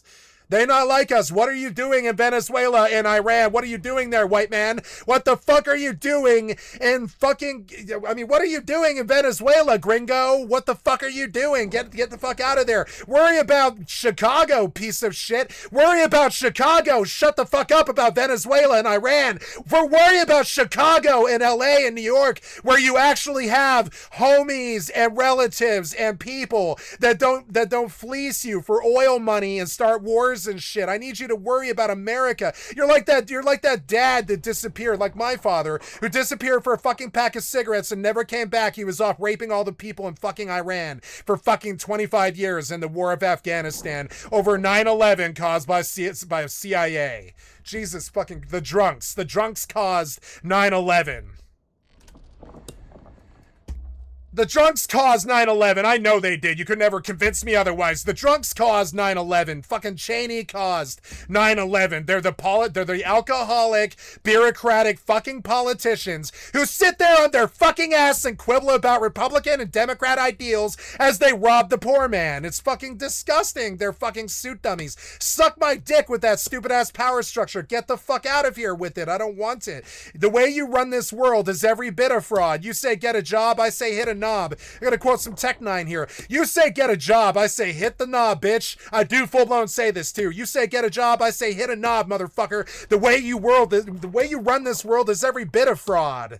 And it's true. The way you run this world is every bit of fraud. I fucking love Tech9, motherfucking, what did he call himself? It was Socrates, right? He called himself Socrates because it's like, you say get a job in this fucking society where you throw people out on the fucking streets because they can't pay the rent that you pay them. You pay them exactly what the rent is. So then they pay the rent and they can't buy anything else. So of course they end up drug dealers or thieves or prostitutes or gang members or whatever. They don't have an option. You fucking stole from them so much that they can't enrich themselves. That's what the rich people did in this country. You say you want to go to war with Iran and fucking, you know, Afghanistan and Venezuela and, you know, fucking all these other people. I want to go to war with the rich people.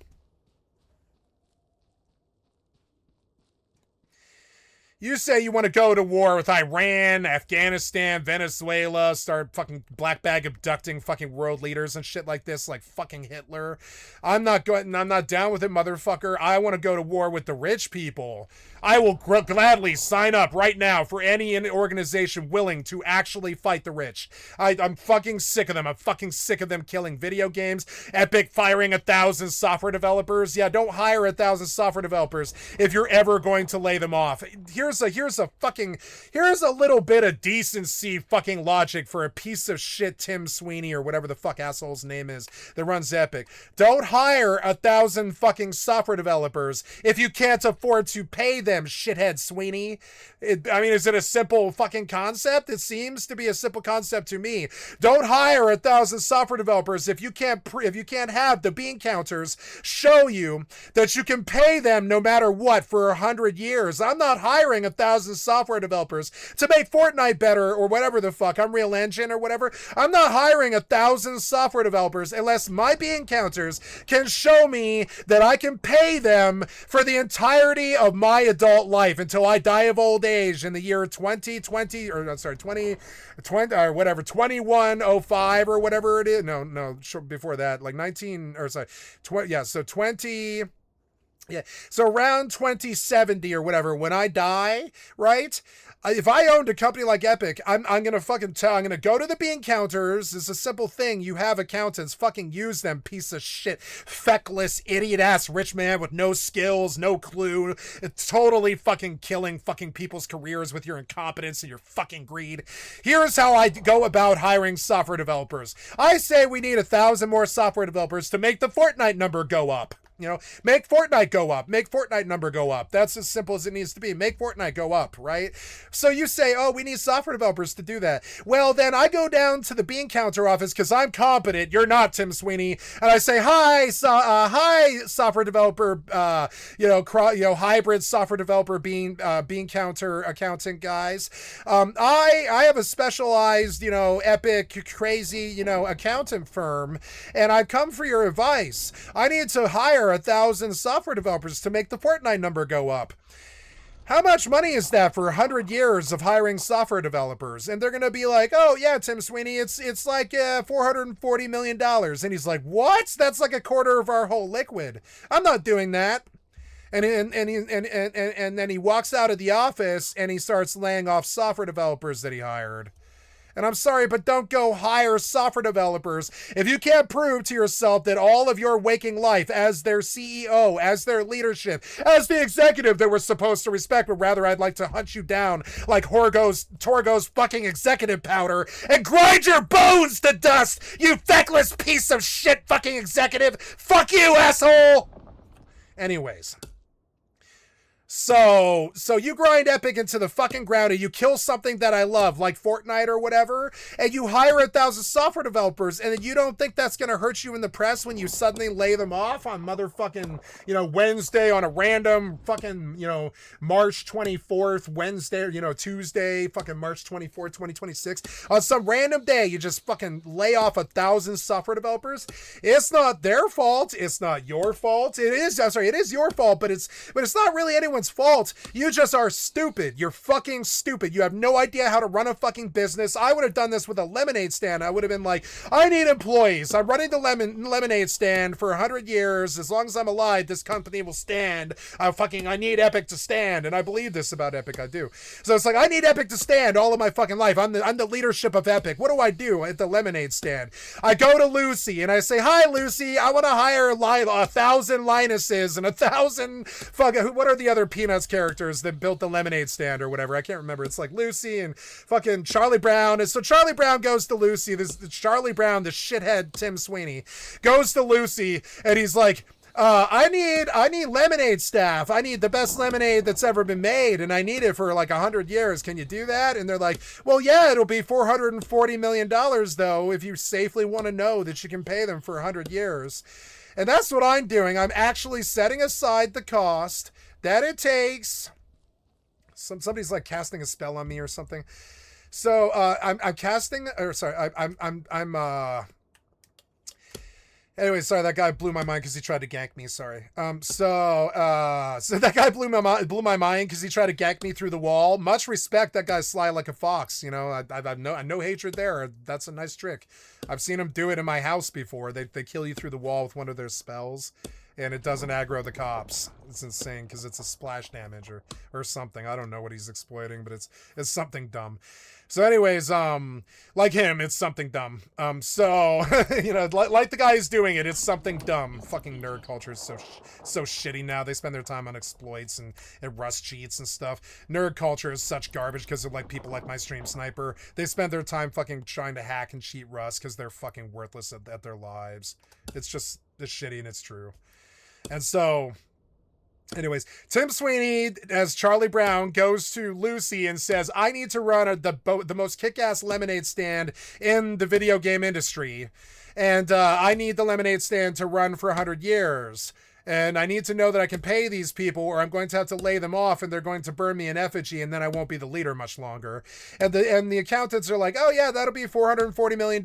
They go crunching the numbers for a couple of days and they're like, well, if we pay all these guys at $110,000 starters or whatever it is software developers that big video game companies make, if we pay all these guys, you know, 65,000 starters and then move them up to like 210 over a 40-year period, the most money we'll possibly ever need is like $440 million, boss. And this is what the boss should do, but they don't do this. And the boss should go, here's $440 million. Find me some software developers, right? It's like the start of Howard Hughes in that movie that Leo did. What is it? The Spruce Goose guy. It's what's that? The Aviator, right? It's like The Aviator. You don't dick the guys who are making the planes with you. You just don't do that. You don't dick Odie. Remember Odie from The Aviator, how really loyal he was? Odie was I think that was Philip Seymour Hoffman, if I remember, who played Odie in The Aviator, right? Odie was such a fucking good character. Odie in The Aviator.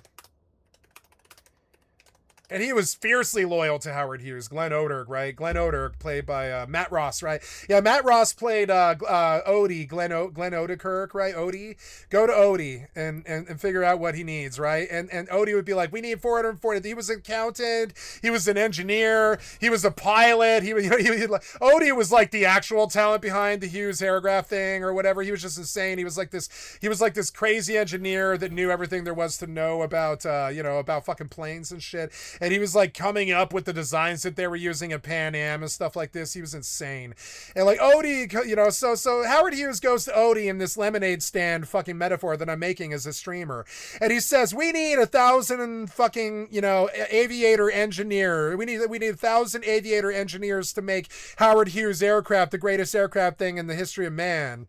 And Odie goes, oh yeah, boss, that'll be $44 million. And fucking, and they all do it. They go, $44 million. It's that South Park moment. They're like, $44 million, right? They're like, what? Because $44 million in 1905 was a lot of money.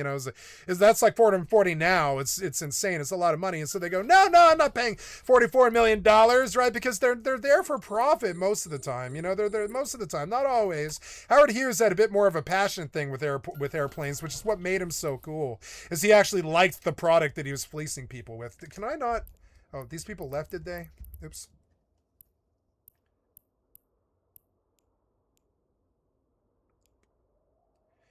It's a standing fleet. We're in Orca Asteroid Belt 4, but I stopped and I am delivering content. It's weird. I'm in this place in my life where I don't think anybody likes me. They don't ever respond when I speak. And and I think most of the things I say are too crazy for them. Warp drive active. But I don't mind it. It doesn't bother me. I think that's actually me succeeding. It's sort of insane. But I do believe this. It's like, I think I'm doing well. If they're not responding to me, if what I'm saying is too crazy for them to even respond or whatever, I used to think that was bad. But now I think it's just they don't have anything interesting to say in response. It's sort of crazy. People weren't angry, at least for two reasons. First, people who are severely oppressed generally do not lead slavery. Oh yeah, we watched this all the way through. So Steve Carell, good hang with Amy Poehler. That's an interesting mix. Good hang with Amy Poehler. Huh? 3 Indian sisters jumps to death. Dad claims they adopted. That's Rotten Mango. Michael Jackson and pregnancy. Bizarre Elizabeth Holmes updates. Michael Jackson and pregnancy. Bizarre Theranos updates. Okay, that's Coffee and Cults from 3 years ago.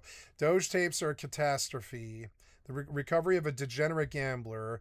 The tragic true story of Aaliyah. Mount Everest is way more dangerous than you think. The 4 kinds of Black Americans. The healer helps couples get pregnant, then has affair with them. Why are we so attracted to those who have hurt us? Expanding on my thoughts on retail, wow. Rock band tour, bus driver interview. Prison for profit, the scam. Drug smuggler to DEA agent Ken Bear. Clavicular just walked out mid-interview. Why these Irish cartel bosses are still free. Justin Timberlake didn't want this out. Let's do this.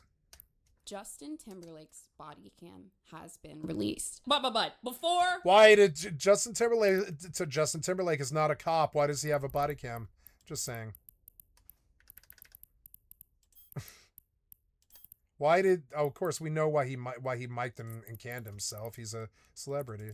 Like me. I'm not a celebrity, but I mean, I know, like, we know why I go on camera. It's because I'm full of myself. We get into the body cam, I have to explain a few things because I'm gonna have a lot of emotions. Oh, good. My fucking kick didn't start. Yay. Video. I am. Now, if you just Thanks, software developer. want to get straight to the body cam, you can skip ahead to this time code. We'll also put it in the description. But if you would like me to explain why I'm feeling the way I'm feeling, just give me one moment of your time. So, I have been a die-hard Justin Timberlake fan, not for decades, not for years, but I am a fallen fan, okay? And I was a pretty hardcore fan for a minute. Now, when I was younger, there was Backstreet Boys and there was NSYNC. I was not an NSYNC girl. I was a Backstreet Boys girl, okay? And then over time, I was like, obviously I'm not really fucking with NSYNC or Backstreet Boys. I'm getting older, da-da-da-da.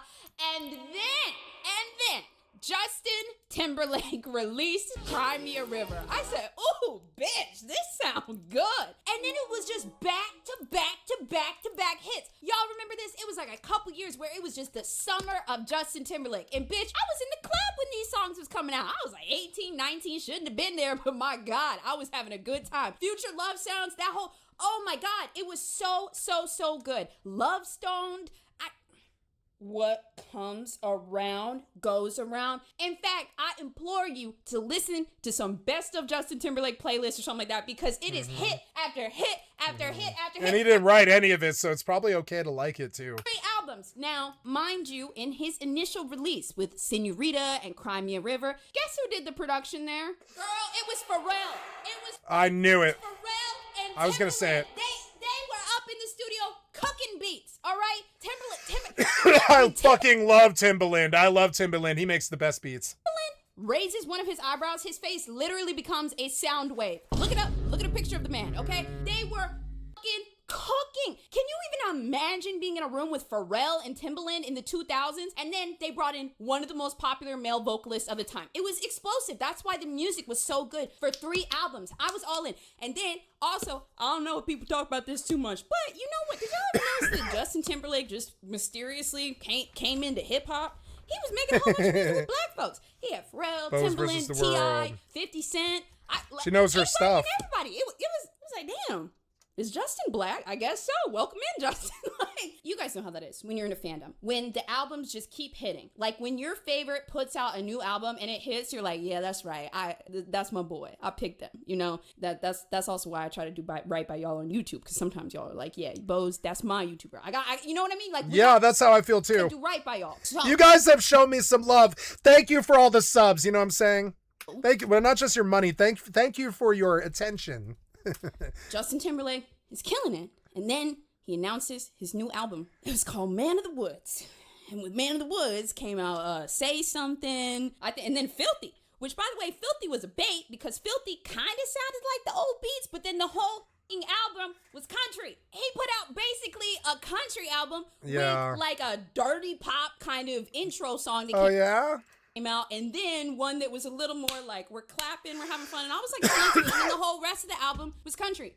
I felt like it was because on that day, the day that Man of the Woods came out, I want to say it was in like 2018. I just blocked Justin Timberlake on Twitter. You're like country, yeah, fuck country, yeah. Never listened to one of his songs. Never listened to him again, yeah, like I was so disappointed by that. Oh my God. So I am a fallen parasocial Justin Timberlake ex fan. Yeah, I believe you are. And I remember I was so mad about this that I was talking about this. I genuinely felt like I was so upset about this. Okay, I know one of y'all feels this way when your favorite puts out a bad album. You're like, damn, you know. I felt like he had left us. He was trying to pivot to something country. He left Pharrell and Timbaland behind. Put him back in the studio, JT. And it was just all downhill. No, they're all 60 a couple things now. about this body cam before we watch it. One, I don't think it's that bad. And two, Justin really, really didn't want this to come out. I can't believe I'm saying this. Like, having a body cam is not the end of the world. I mentioned before, Reese Witherspoon had a body cam where she did some not so great things or said some not so great things, and she was also drunk. Reese is fine. She owns $1 billion company now. Justin, the video is not that bad. Well, as far as I know, we're gonna. I've not seen that. Let's go look. Reese Witherspoon. Why are you in caps? Body cam. You know, I used to have a problem hitting my caps lock key, but now I don't. I just don't hit it. Oh no! Oh no! Ma'am, what did I just tell you to do? I'd like to know what's going on. He's on the list. I'm a U.S. citizen. I'm allowed to stand on Yes! She's about to Karen these cops. It's good. I'm going to send this to my mom. Oh my God. Oh my God. Something to make my mom laugh.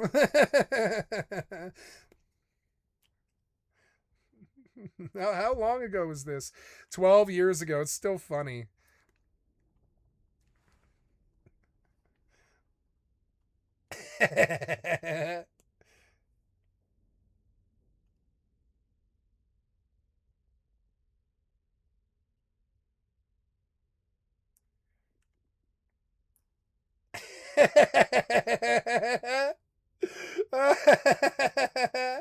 Wow, how did I not know about this? any question I want to ask.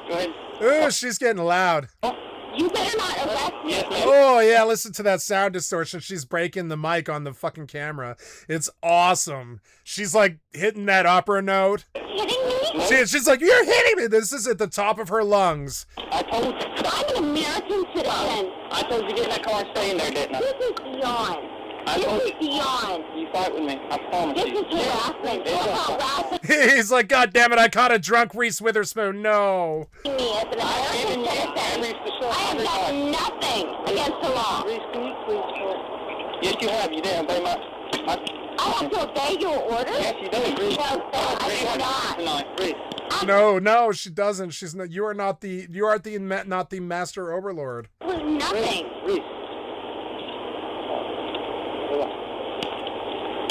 I'm now being arrested and handcuffed? Yep. Do you know my name, sir? Don't need to know. You don't need to know my name? Not quite yet. I'll get Oh, that really? information. Okay. You're about to find out who I am. That's fine. I'm not real worried about you, Sam. I done told you how things work. You want to get out and get up in my investigation? That's okay. Yes, sir, I do. Well, guess what? We have a law for that. Called obstruction. I'm You can tell obstructing your Harrison. justice. Yep. Really? Yep. I'm being anti-American. Yep. Go sit down. Wow. Sit your butt first. You're being anti-American. Lick the boot.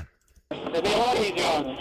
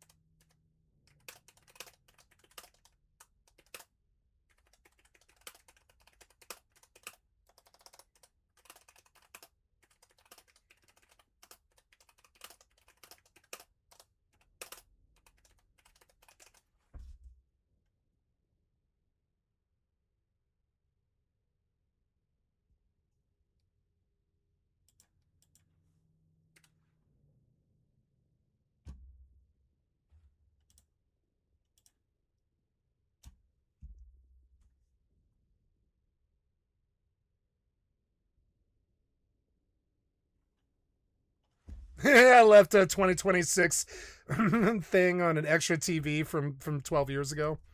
Watch it today. And I don't care. That's my take of it. Interesting. She's like, interesting. Let's see if this stands up in court. I'll fucking sue your... You know what she's thinking? She's like, I'll sue your fucking police precinct. Arresting me. I tried. I'm sorry. I absolutely 100% tried. I have nothing to do with that. I know. You've been polite and courteous. I got something I need to read you, and at the end, it's going to be a question. I need a yes or a no. Do you understand? Yes, sir. Implied consent notice, subject age 21 or over. Wow. You just arrested me. You arrested me. For chemical test, sex people. Yes, sir. Understand me and understand me very well. Yes, sir. Okay. I have a job I have to do. Yes. I pay myself to do, my family pays me to do, and so does everyone else in Atlanta I and Georgia. Yes. Whenever I asked you nicely to stay in your vehicle, did I not? Yes, sir. Why, in God's holy name, did you get up out of there? I feel like you were obstructing justice. How am I obstructing justice? Do you see this? Yes, sir. I am sworn to uphold justice. I felt that you were obstructing justice. She was honest. She just gave the honest answer. I think he is too. He was obstructing justice.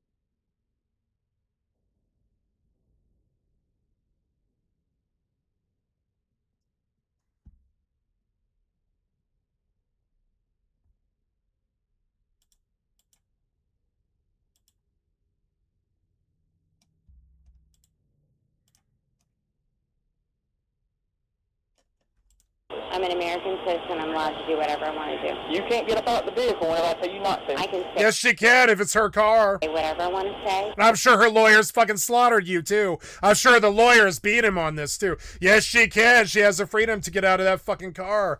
You say whatever you want, but you can't get up out the vehicle. You can say whatever you want. He's like, oh, notice he doesn't have an argument. He's like, you can say whatever you want, but I'm a fascist. I can do whatever I want to Compromising do. my safety.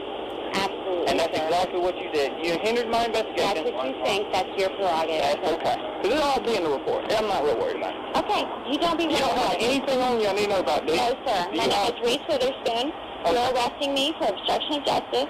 Mhm. It will be in the national news. I just want to let you know. That's fine. I'm so So glad why? that way. Why, on God's holy name, would you have gotten up out of your car? You would have been able to drive, If I wanted to talk to you like a normal person would talk to a normal but I person. told you not to get up out the car. Absolutely. You told me not to get Because out. I wanted to talk to you like a normal person would talk to a normal person. Yeah, I don't think Reese Witherspoon is threatening you, dude. I think you're a fucking fascist. The car, That's and all. I said to you, I disagree. Well, that's okay. Because that's my All right, perspective as an American. Let's go ahead and take a seat for us, okay? Okay, yes, sir. Yes, sir. Sit first, okay? It'll be a lot easier on you, okay? This will be national news. I'm just letting you know. That's fine. Go ahead and take a seat. Yes, sir. You have a good night. Why are you doing that? He's arresting us. I understand, but For what? What have I done? Will you? Yeah, for what? What have I done?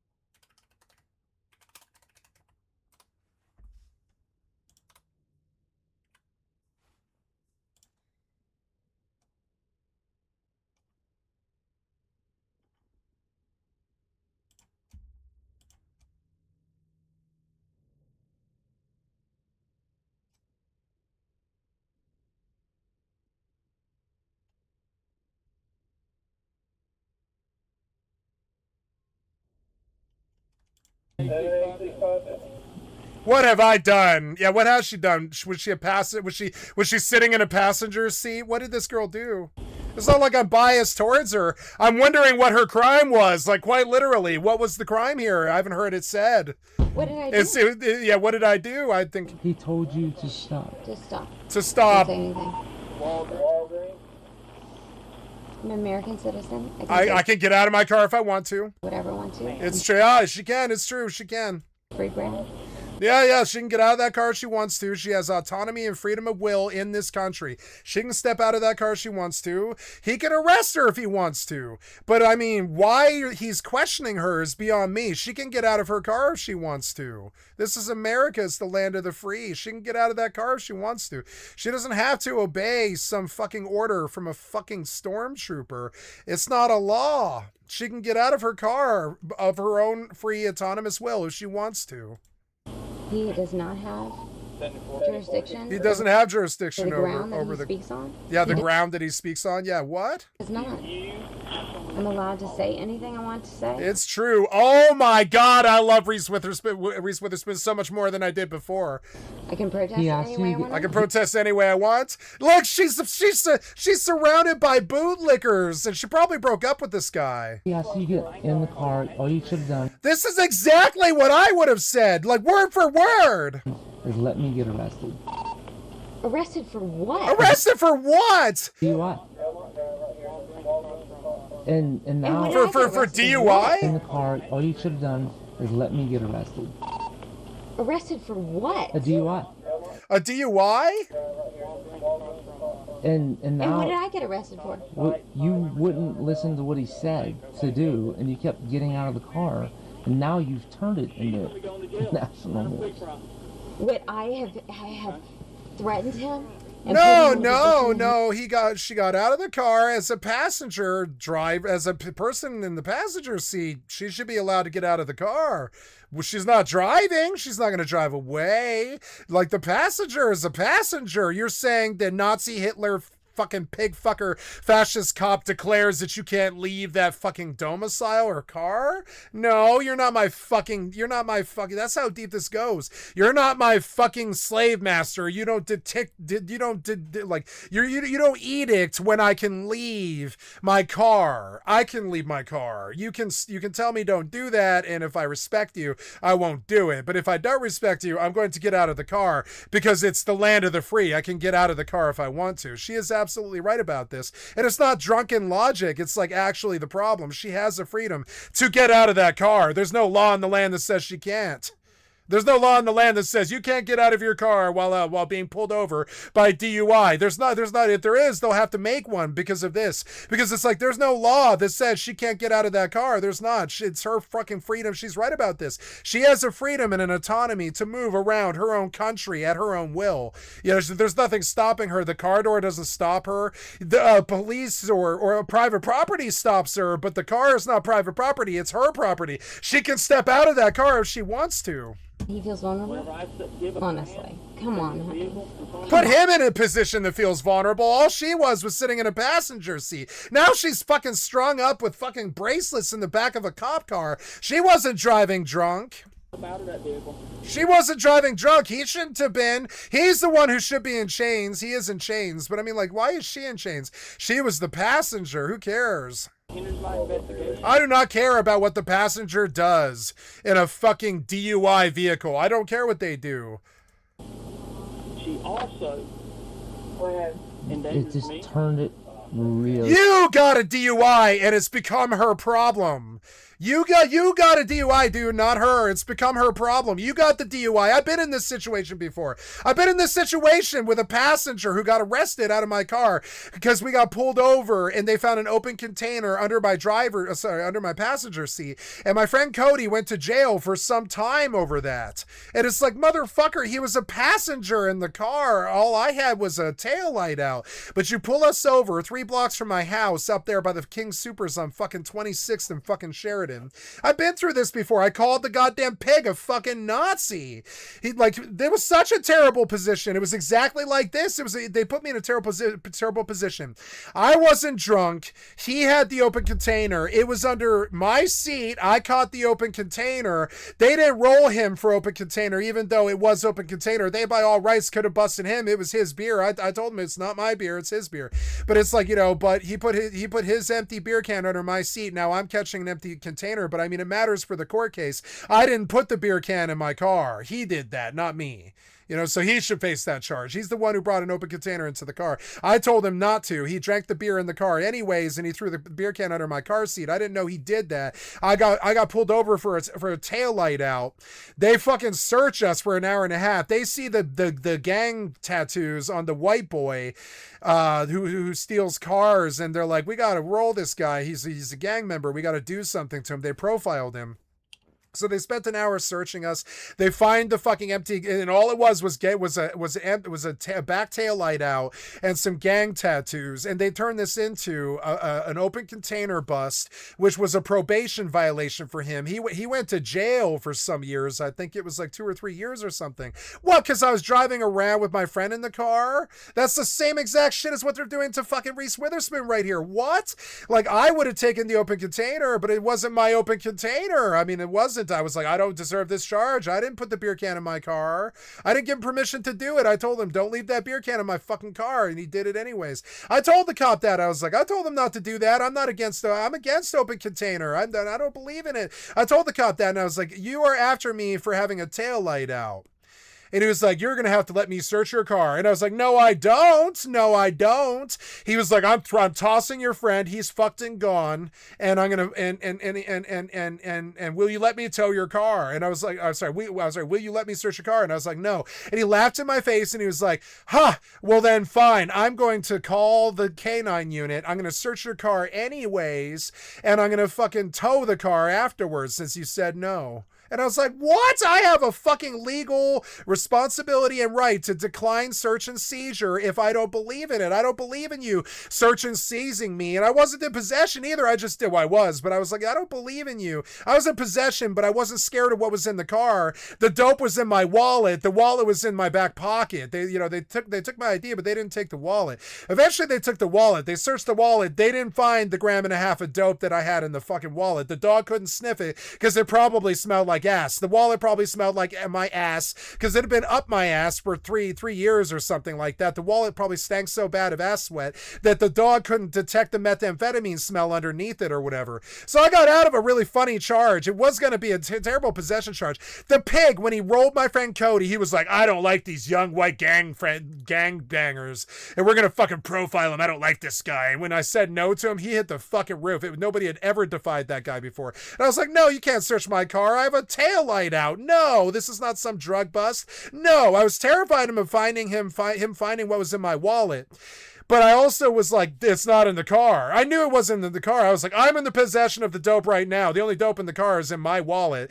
And I was like, no, you can't search the car. I did it on principle. I was like, no, you can't search the car because you've got no probable cause. You've got a tail light out and a person with gang tattoos who had a fucking some kind of warrant out for skipping a court date. Right, he skipped a court date, so they brought him in that day, and he was in there for some months to a couple of years, I believe it was. I never did see Cody again. I was so pissed about this.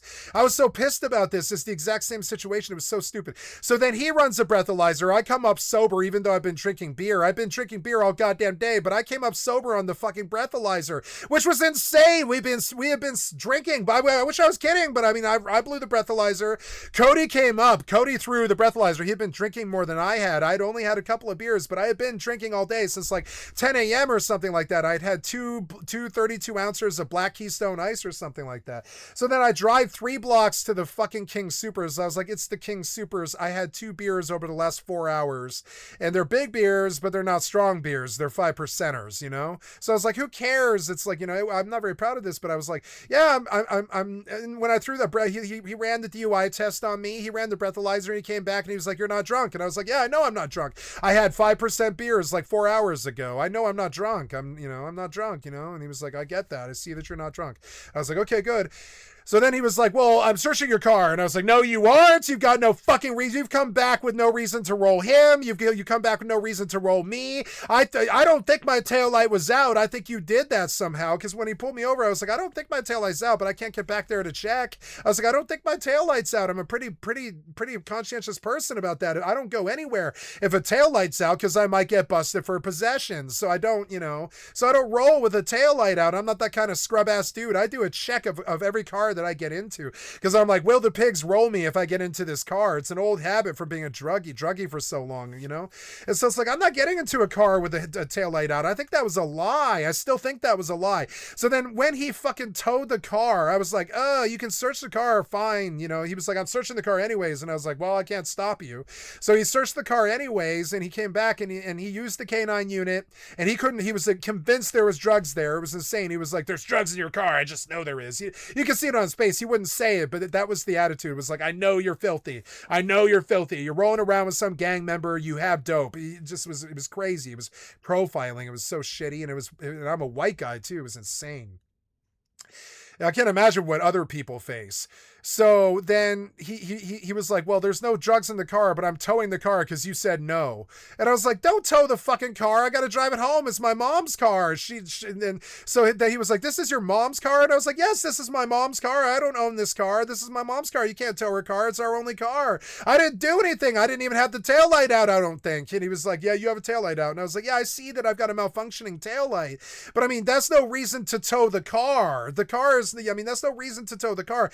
Give me a ticket and I'll drive to the AutoZone, which was in the parking lot of the King Supers at 26 and Sheridan. There is a fucking O'Reilly Auto Parts in the King Supers at the place I was going, 2 blocks away. I made it a block and a half before he pulled me over. I was like, shit, what's this? I just left my house. I was like Cody was in the car. I was like, what the fuck? What's happening? I just left my house. It's been a block and we're being rolled. What's going on? I rolled down Sheridan. I wasn't speeding. I was going 25 to go 3 blocks to the King Supers. I lived at 29th. We were going to 26th. It was literally the King Supers it's like 6 blocks. It's 23rd. It's 23rd and Sheridan is where the King Supers is. But I had already made it like a block or a block and a half or something. It was like 4 more blocks and I was at the King Supers. And I was like, what the fuck? If I have a taillight out, okay, give me a ticket, but I'll go get a new taillight at the O'Reilly Auto Parts. Don't tow my car for a fucking malfunctioning taillight. Just give me a ticket and allow me to fix it. And he was like, no, I'm towing the car because you said no to the drug search. And I was like, well, yeah, because I don't have any dope in my car.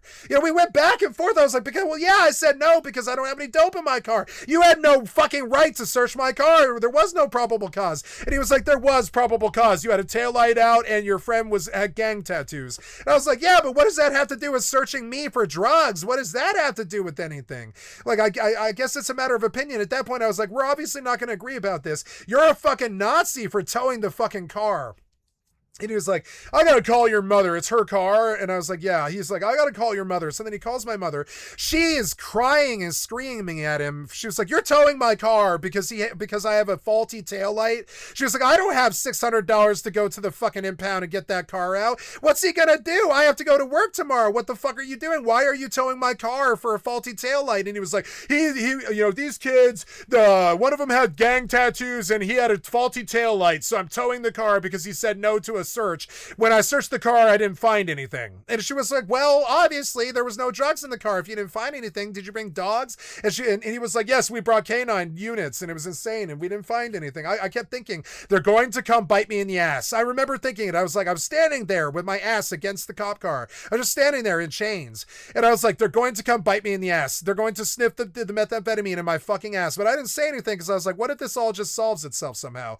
You know, I was like, I've been in these situations enough to know where it's just be quiet and wait. Don't do anything. Don't throw the cards. You got to know when to hold them and when to throw and when to fold them. And when you're in a terrible cop situation, you just wait and you don't toss. You don't toss. You don't give up. I've been in so many searches. You know what I'm saying? I've been in like 15 searches and they only ever found dope like twice. And so I've learned not to toss the cards and tell them because they're incompetent. And in that day, they weren't incompetent that day. I just happened to luck out. I think my wallet stank so much of ass because I was young and I had stank ass and I hadn't been washing right or whatever. I was kind of a gutter punk or whatever. And my wallet probably stank of so much ass that the dog couldn't detect the methamphetamine. I guarantee it. It's sad, but you know, I know what got me out of that situation. I know what it was. It was my butt sweat. My butt sweat got me out of that terrible situation. They were going to fuck me for something like 2 to 5 years on probation violation or whatever the fuck it was going to be. It was going to be federal prison, I think. So it's like, no, thank God for butt sweat. And I don't like telling stories like this, but thank God for the fucking butt sweat.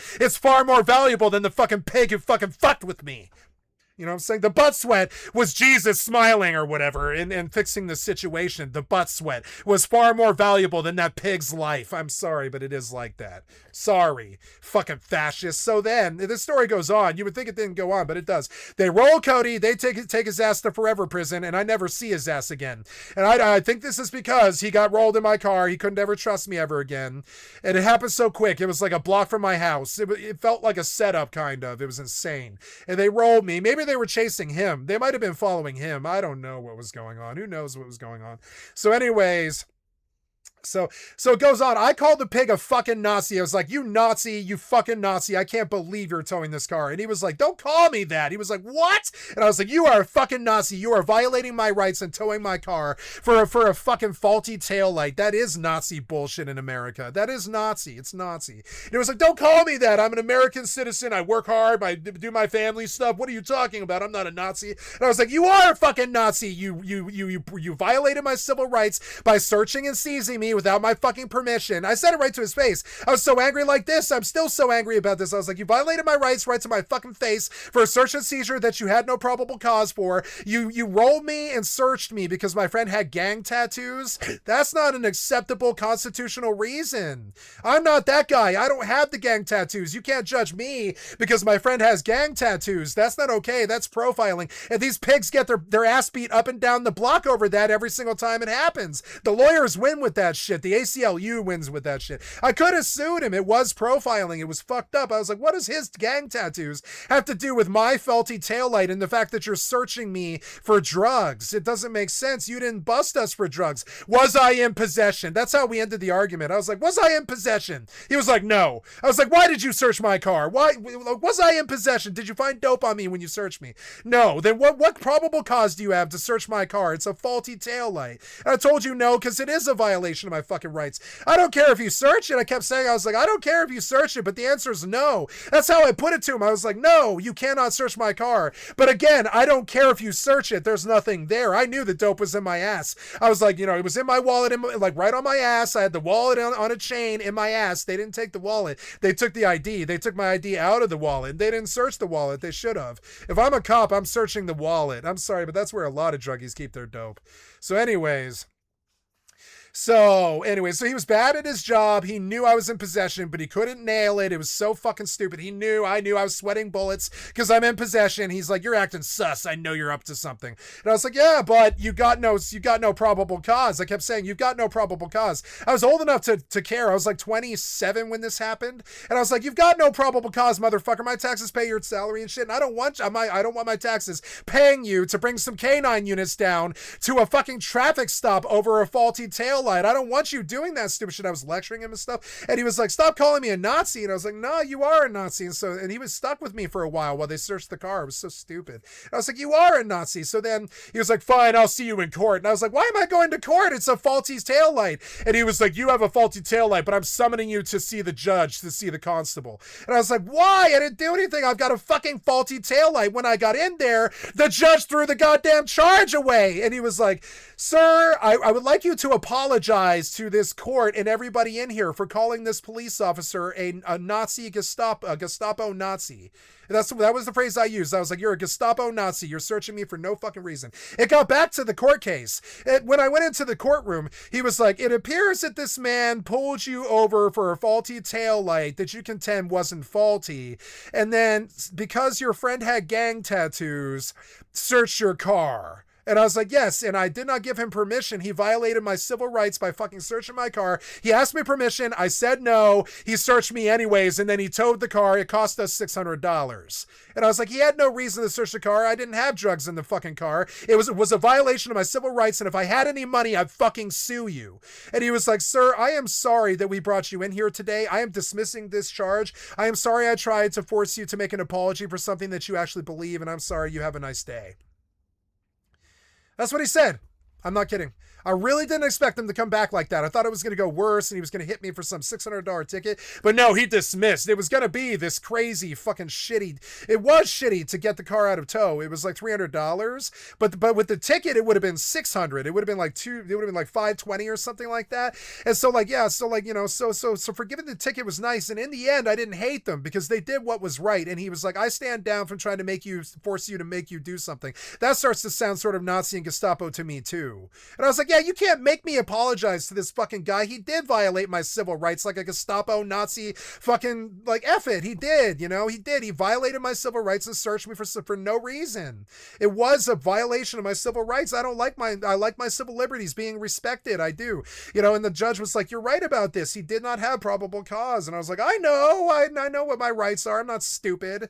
I've been doing this a long time, you know? And he was like, have a nice day, sir. I'm sorry we wasted your time with this, and I no longer require you to make an apology before you leave. And I was like, thank you. I'm not apologizing to this fucking guy for violating my rights. Fuck you. That's more 1984 than violating my rights. I'm not being forced by a judge to apologize to a police officer. I told him I'm not going to apologize for this. I'm not going to apologize for calling him. I had people in the fucking courtroom laughing. You know, it fucking sucks. I always do. Whenever I get into a courtroom, it's so wacky and dumb because of the fucking pigs that I get the charge dismissed. This happened to me like 15 times. I sit in there and I'm like, what are you talking about? I did have my fucking civil liberties fucking violated. He was not given permission to search. He admitted that he asked me for permission and he admitted that I said no. He himself admitted to you that he searched me without permission. It is a violation of my rights. And the judge was like, yes, it is. I'm sorry, sir. I'm dismissing all these charges. You have yourself a nice day. On top of that, he was like, this is right outside. It was so insane. It made the courtroom laugh. He was like, this is right outside? And I was like, yeah, motherfucker. He was like, why is this at 2450 Sheridan? Isn't that where the courthouse is? And I was like, yeah, motherfucker. I was driving past the courthouse to go to the King Supers. I was at the courthouse when I got pulled over. And he was like, outside? And I was like, yeah, right outside. He was like, you weren't speeding, were you? And I was like, no, I wasn't doing anything. I didn't have a faulty taillight even. I don't think I was doing anything. He just decided he wanted to search me for drugs because my friend had gang tattoos. That's how Nazi these fucking Gestapos have gotten. And he was like, yeah, I think you actually are right. He was like, you're right. It was insane. I didn't expect him to back down. He was like, I think you're right, actually. And I was like, yeah, man, you can't search me. You can't search me like that. It's a violation of my civil liberties and rights. It's not okay when I do not give you permission. Sure, you bust me, throw me in chains, and search my car anyways. But you have to go get a warrant, motherfucker. He didn't get a warrant. He just searched the car. Okay, he was certain he was going to find something. After a while, I was just laughing. It was like an hour of sitting in the back of the car. And by minute 48 or something, I was just laughing at him in the car. I was like, I was in the car just laughing at him. It was so dumb. It was so dumb. At the end of it, I was just in the back of the cop car, like throwing my hand at him, like, I'm sure I appear crazy to him, but I mean, he let me out of the cop car. He had to let me go. He took me out of the chains and he let me go. You know, he was like, I don't have you for anything but a faulty taillight. And I was like, and again, the fault light with the taillight is not faulty either. I was like, look at the taillight. It is not flickering. It is on right now. It is not faulty. Maybe it shut off when you were looking at it, but right now the taillight looks like it's actually working. You know what I'm saying? It really did look like that. I was like, the taillight looks like it's working, sir. You know, it was weird. I was like, it looks like it's working. He's like, yes, I see that it's on, was his response. And I was like, yeah, maybe my taillight is faulty and it was out when you watched me, but I didn't want to get into the semantics of it. It was insane. I was being arrested, you know, it was so stupid. But it was just like, really bad. that's what this reminds me of. You disobeyed my orders, so now you're going to jail. What? No, I can get out of my fucking car, especially if I'm the passenger, and I'm not rolled for Dewey because I'm not driving, right? I'm a passenger with the freedom of autonomy that every American is respected with their civil liberties and rights, and I can get out of my car if I want to. I'm not the criminal. You know, same as Reese Witherspoon knows this because she's not an idiot like these dumb bootlickers. She's not fucking stupid. She's probably actually read the laws. That's all I'm saying. She probably rolls with druggies all the time, and she knows what the risks are, and so she knows what to say when she's being pulled over or whatever. She didn't do anything bad. It you know, was my bad. Yeah, it is your bad. It's not her bad. Why is she in chains? It's the same fucking thing. It was Cody's bad to have fucking gang tattoos. Why did you detain me for 2 hours and tow my car? It's not my fault he has gang tattoos. The fuck is that? Ollie Smith. I hate pigs. I've got a lot more reason than most people to hate orcs. You know, they fucked with me so fucking much. When I say I blow up the goddamn Lizzie Flanagan courthouse for what they did to me over the probation violation, I say that because I could probably still sue them for a lot of money over it and shit. I don't like pigs. They fucking fucked with me, you understand?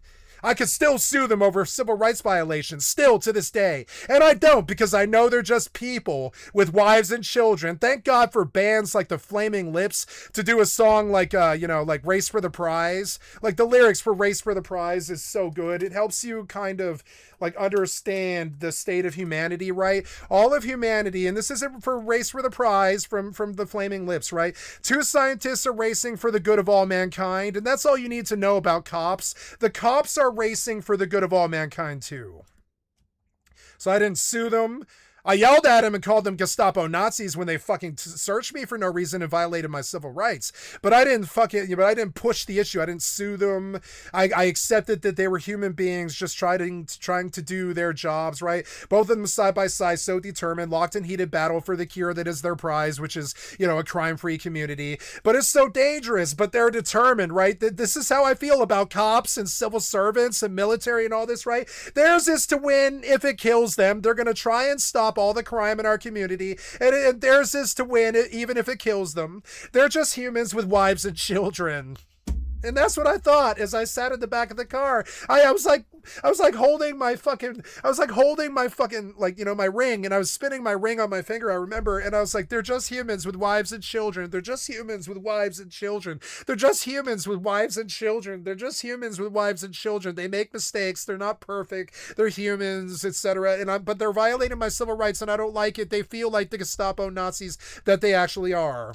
Said, get out of the car. Who she is doesn't matter. If a passenger wants to get out of that DUI car and talk to the police officer, it is within their rights to do so. That is not the police officer's. The police officer is not the emperor of people getting pulled over for a DUI. He can't dictate whether or not that passenger can get out of the car or not. That's the passenger's decision. Unless you're detaining that passenger, which he wasn't doing, which he has no probable cause to do, she can get out of that fucking car. You're not the Nazis. You're not the Nazi Gestapo rule barrister that decrees that she can get in and out of her car or not. You're not a fucking you're not a stormtrooper. You're a police officer. And say what you want to say. She's like, I'll be there in a second. It doesn't matter how drunk she is. She's right. She's right about this. You violated her civil liberties and stuff. That's the part of this case that they don't talk about. Did Reese Witherspoon go to jail? Did I go to jail after they violated my civil rights? No, the judge drops the case because she is right. They violated her civil rights. You can call it, she's a drunk bitch, Karen, blah, blah, blah. And she's yelling at the cop and lick those fucking Nazi boots faster. I need some more liquid on these fucking boots, right? But it's like, no, motherfucker, she's actually absolutely right. And you would say the same thing if the same thing happened to you. I have a lot more sympathy for her than I do him. Denny. I know Denny. If somebody rolled you like this and said, you can't get out of your own car, you'd be like, this is America, motherfucker. I can do what I want. It's not her. Yeah. That's what you would say. You'd be like, this is some pig fucker trying to tell me that I can't get out of my own property. What am I, your fucking prisoner now? You need a judge and a warrant if you're going to do that. I can get out of my car if I want to, especially if I've not violated the law. The driver violated the law. Reese Witherspoon didn't violate the law. So he's got no probable cause to prevent her from getting out of her property and walking down the sidewalk and walking away. She was nice to him by not doing that. She could have just walked away, and she's within her rights to do so. She did not violate the law, but because she's respecting him enough to listen to him while he arrests her. But I mean, she was within her civil liberties and rights, and you think it's all fun and noise coming from a liberal. But I mean, if you were pulled over like this, you would say the same thing. Here in a minute. Sorry. Well, now I do because you got about the car. Yeah, okay. Because she got out of the car. She was a human being expressing autonomy in the modern age. We can't have that. You're a particular individual in jail now. It's this idiocracy shit about bootlicking fucking assholes and their fucking low IQs. You really shouldn't have got out of that car you own in America, where you're free to get out of your own car that you own. You're so evil, Karen. You're so evil, Karen, that you got out of your own car. Jesus Christ, I can't stand bootlickers. Get back to my car. The lesson is just do what they say, I guess. That's what all of this is about. They want you to just do what they say. Spread it. The thing is, I could have passed this thing and I was like, dude, I have a weak left foot. And I do. I can't. He was asking me to do things that, like, fucking... No, you're drunk. You're both really drunk and on cocaine and all types of stuff. You guys are really high. I can hear it in your voice. You're, like, slurring at this point. Lisa Haas asked me to do. Nah, you're, like, too wasted to drive, dude. I can hear you. Yeah, watch the horse. Watch the horse. Back to the sewers, peasants.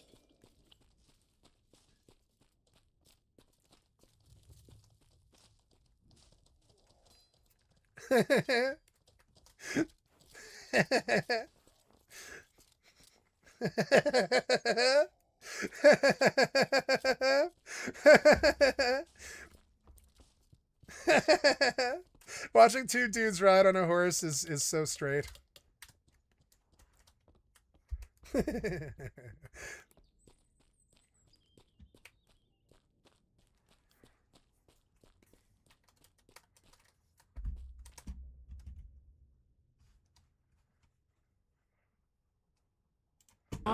No, she can't drive. What's he talking about? It went on and on and on and on. Yeah, it just went on and on. She can get out of the car if she wants to. She's not violated the law in anywhere form. You've got no probable cause to detain her. Like, this is a lawyer would go crazy and take the whole precinct's like cash, kitty. Like a lawyer will take the precinct apart over this because they did violate her civil rights. He's harassing you, honey. Yep. He's harassing you. Yeah, it is like this. It's gone on and on and on and on and on. Like, this has gone way too long. He asked me to, like, do things that, like, Lisa Haas can't get me to do with no anything. This guy is on a power trip. He is on a power trip. He is on a power trip. He is. He's in control. This cop is in control. Yes, sir. Thank you for... Yeah, go Reese. Yeah, I think you acquitted yourself perfectly. You made the points that needed to be made. I think it was fucking awesome. I don't care if you were drunk. I think you handled yourself with aplomb. Personally, I just don't think it's at the end of the world. But Reese always was my biggest fucking female hero, pretty much. My biggest heroine. She is now. Like, as of today, she's like my biggest fucking heroine now because she played Wendy oh god, Wendy Clifteberger, I think, or Cliffburger, something like that. No, what was Spam's name? Like Wendy Testaberger or something like that. They named Wendy Testaberger on South Park after Reese Witherspoon's character in SFW. I really loved SFW. I thought it was a far more important movie. I wish they would remake it with really good stars and actually give it a good script, because it was so fucking good. There's parts of the movie where you're just listening to a Radiohead song and watching Cliff Spad walk down the sidewalk, you know. And they didn't need to do stuff like that. It was art house and it was good, but they could have made the movie better. But before you hate on JT, don't forget he gave us a lot of summer hits, and I'm gonna try to remember that too. Okay, I haven't seen this yet. I've only seen clips. Guys, I'm just following. You are far too drunk to drive. Put that man in chains. My friend's back to my house. Nope. I'm not. Like, Nope. Yes, you are. You are trying to drunk drive on a street in my country, and you're gonna kill somebody's grandma or somebody's kids. And just don't drunk drive. I've never caught a Dewey. I've drunk drove, but I've never caught a Dewey. You know, never was stupid enough to get caught. these are like. My thing is, if you have to drunk drive, you're doing it for fun. There's nothing that ever... There's one time where you could drunk drive. I think that it's okay. Is if somebody needs to get to the hospital. That's the one time. But it's like, but that's a big choice, and you should alert the police. I've done it before. I didn't alert the police, but I did. I alerted the police when I was sober, and I drove a man who had a heart attack up from up here, which is like Blaine, Washington, right? I drove a man from Blaine, Washington to St. Joe's in Bellingham, which is like it's like a 20-minute drive, and I did it in like 6 minutes because I just revved up to 130 with my V8 Sable, and I took him to the hospital. He was like, I just had a heart attack at dinner, and I was like, I'm going to take you to the hospital now, sir. Permission to speed? And it was like, yeah, speed. And I was like, okay. I was like, why did you call an ambulance? He was like, they'll take longer than you. And I was like, okay, that's a valid reason, sir. I'm going to get you to the hospital. I alerted my what's it called? Dispatcher that I was in a situation and that I believed that the right thing to do was to take him to the hospital. The dispatcher said to pull over and let the cops take him to the hospital. I said, no, I'm scared this man may die. I'm going to take him to the hospital. And they were like, all right, if you feel that stopping the car now might be life or death, then take him to the hospital. I'm with you. That's what the dispatcher said. I got the main boss off, and the boss is like, yeah, if you're in that terrible situation where he's going to die, just get him to the hospital. And I was like, okay. And so I drove to the fucking hospital at 130. I called the 911 immediately after I hung up with the dispatcher, and I was like, hi, I'm on I-5 going south at about 130 miles an hour, sir, and I need you to know that I've got an old man here. He's like 69 years old, and he had a heart attack at dinner, and he called Yellow Cab instead of an ambulance because he thought that we would get him to the hospital faster. And they were like, we've had this situation before, we've dealt with this before, we understand, we're going to send you an escort, and that's okay, we're not going to pull you over, we understand, get him to St. Joe's. And I was like, okay. And I was like, I would like to take my life at risk to get this man to the fucking, I'm not trying to paint myself as a hero. I just did it. I was like, I would like to get this man to the fucking hospital. I would like to use my free will to do so. I told the 911 operator, I was like, I understand. I will stop if you tell me to. But I would like to use my free will to drive this man to the hospital. And I would like you to know that I violated the law on purpose. And if you guys pull me over, I would like you to know why I did it so I could defend myself in courts. And he was like, okay, I understand now. We're not going to pull you over, boy. Get him to the hospital. You got a hurting license. You can do this. And I was like, okay. And I got him to the fucking hospital, and I carried his ass from the fucking table at his dinner table. I carried him from his dinner table to the taxi cab. And I carried him from the fucking taxi cab into the fucking thing. And the cops helped me. The cops helped me carry him. It was insane. I got out. I was like, help me. And the cops came, and I was like, help me. They followed me into the fucking hospital and shit. They're like, help him. We got to get him in there and shit. And they were shaking my hands and shit. I wouldn't call myself a hero. I was just doing my job, which is being a taxi driver. These are like. But I remember shit like that, like stuff like that. That's that one time when drunk driving is okay. If you have to get to the hospital or that person's gonna die or experience terrible life-changing problems or whatever, you violate the law, get that person to the hospital. It's happened to me twice. That was one time when I was sober. Another time, my friend stomped on my foot, and I can still show you the damage. Look at the damage. Look at the damage to my foot. It's still there. You can see it. See how my left and right toe are now like melded together. This is my normal foot. Yeah, look at my toe. It used to be way worse. My toe it used to bend to the left, but it's actually healed more as the years have passed by. I've not actually noticed it, but I'm almost full-blown healed from that injury, but it took me 20 years or something like that. But my toe used to actually literally go hard left like an L, and it would curve into my other toe, and the toenail would cut into my skin because my friend stomped on my fucking toe so bad when I was drunk up in the mountains that it broke my toe, and it was the most pain I've ever been in my life. And I was like, I can't sit here at this party. I can't. I'm crying and tears of pain and stuff, you know? And so I was just like, I'm driving myself to the hospital. I'm so drunk, but I'm driving myself to the hospital. If they pull me over, I'll tell them, fine, give me the Dewey, but you got to get me to a hospital, you know? And I was hoping that they just wouldn't give me the Dewey. I was like, I drove myself to the hospital. I parked the car in the fucking lot. I told the fucking nurses as I came in, I'm very, very drunk, and I just drove from Bailey, Colorado, all the way down here to fucking Sheridan to the closest hospital that I could think of, and I had to drive like 10 miles at 110 miles an hour to get down here. But I'm in so much fucking pain. You gotta help me. My friend stomped on my foot so fucking bad. It's like crush syndrome flat like a pancake, and it's fucked up. And they're like, we see that, we're gonna help you and stuff. I was like, you gotta get my car. You gotta get my car. And they were like, okay. And I crash landed into a fucking, I expected to catch a Dewey off that. I came into the hospital expecting to do jail time. I did. I figured the cops would come.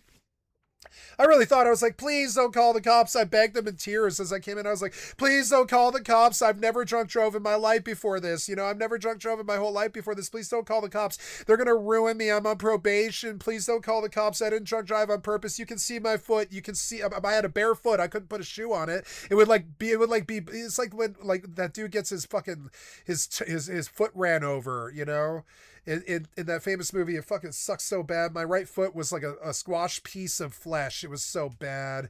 And yeah, it took me years to recover from the injury. I didn't walk right for a while. And all we were doing was sparring. We were sparring. We had sparring accidents throughout my childhood. My best friend ruined my other friend's life by tearing his ACL when they were grappling one time. And then the kid who got grappled, who got the ACL injury, he stomped on my right foot by accident. He was just trying to land. He did a crazy drunken backside house kick, trying to kick me in the face, because we were full blown whatever you call it, like ultimate fighting. That's how our sparring was. It's just try to take the other person out, basically. And he tried to fucking roundhouse kick me, but then he came down with all of his weight on my right toes, because we were drunk and it was dark and it was in the mountains in a place we didn't know, and he came down on my right toes. It was so fucking bad. I never really forgave him for it and all the other things that he crossed me with. Can you guys please just do me a favor, because you loved Bye Bye Bye or like Sexy Back? I did one favor. Pulling you out. I did everything. Officer, I'm sorry. Do you know the song Sexy Back? Oh my God. I'm bringing Sexy back. We're gonna do this just like we're doing right now. No, you gotta do the DUI, buddy. You have a problem. If you're driving drunk at all, you have a problem. It's never necessary to drive drunk at all. It just isn't. It's never valid. It's never okay. Maybe if it's a life and death situation.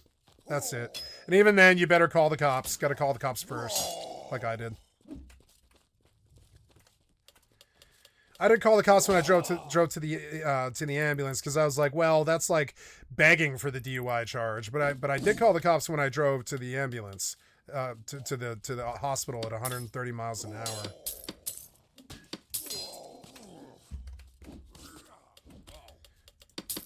Is that an overhead?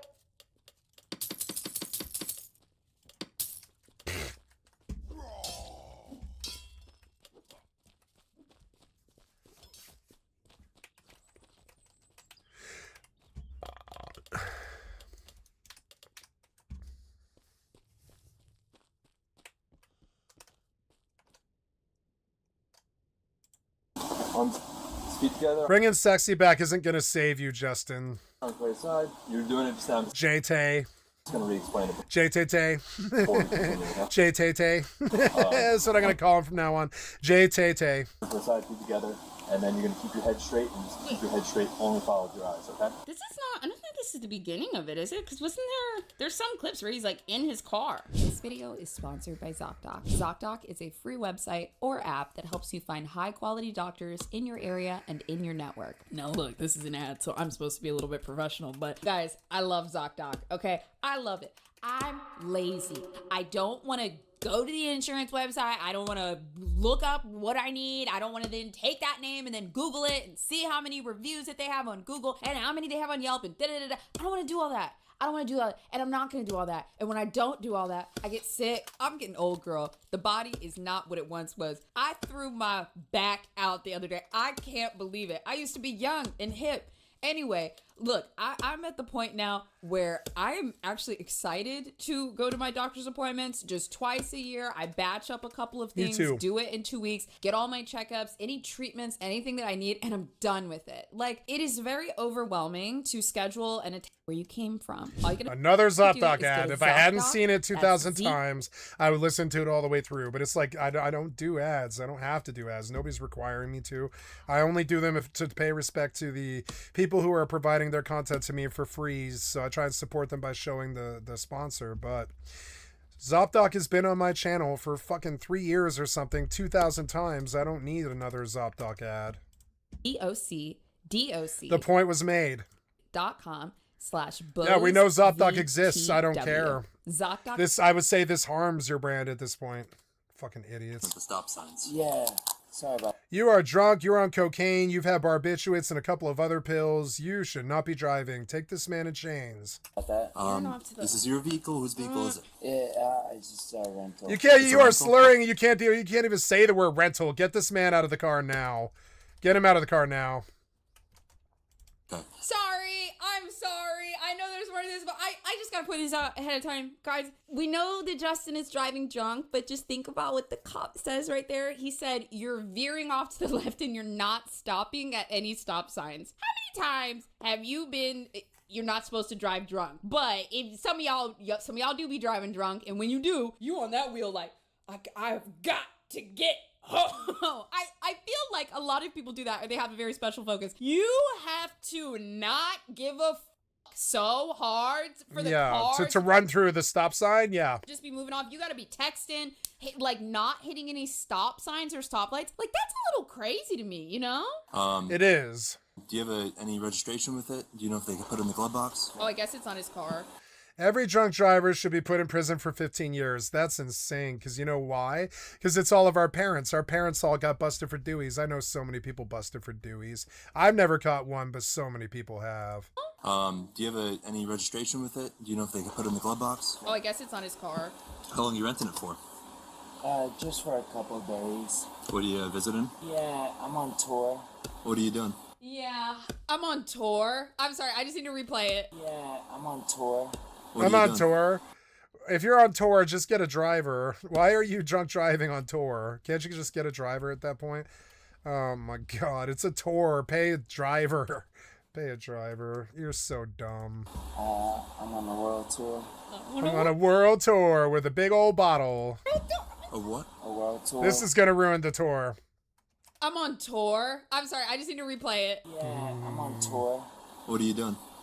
I'm on tour. I'm on a world tour. On a world tour.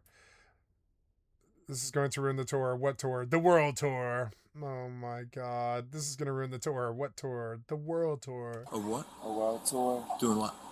Hard to explain. Guys, I just found out that the creator of OnlyFans died. A world tour. I'm Justin Timberlake. I'm Justin Timberlake. You should let me free for DUIs because I'm better than everybody else. What's your name? Justin Timberlake. You are Justin Timberlake? You're Justin Timberlake? Do you have a license with you? Yeah, can I verify that? No, not the hold on, I accidentally just skipped ahead a little bit, but yo, not the next slide, like being him. Yeah, dude. Bro, not the next slide being him having to get out of the car. Holy shit. Why do you look so much like Eminem? It's because you went through all that recovery relapse stuff, huh? Oh, God, you look like Eminem. I don't know. Even though I'm mad at Justin Timberlake for my own personal reasons, I gotta say, hold on, let me gather my thoughts here. One, obviously, he's drinking and driving, and I also just pointed out how I felt about the swerving and whatnot. But when he gets the opportunity to play his I'm Me card, it could have been so much worse. And also giving me the memeable line, this is gonna hurt the tour. The world is objectively funny. It is objectively funny. Okay, so left foot on the line. Dude, Left foot on the line first. Also, I'm sorry, can we just process for a minute that he said, I'm Justin Timberlake? And he said, you're Justin Timberlake? And he was like, yeah. Do you have a license? Get out of the car. Like, there was no, I mean, of course that is the right answer, but. And then you're going to put your right foot in front of your left, stay just like that. Okay? You're going to be heel to toe, like this. Heel to toe. Huh? I'm not doing anything. I'm just following my friend back to my house. Will you do these tests? Sure. Dude. And then just walk. I'm sorry. Ready? Ready? I'm a little nervous. Left.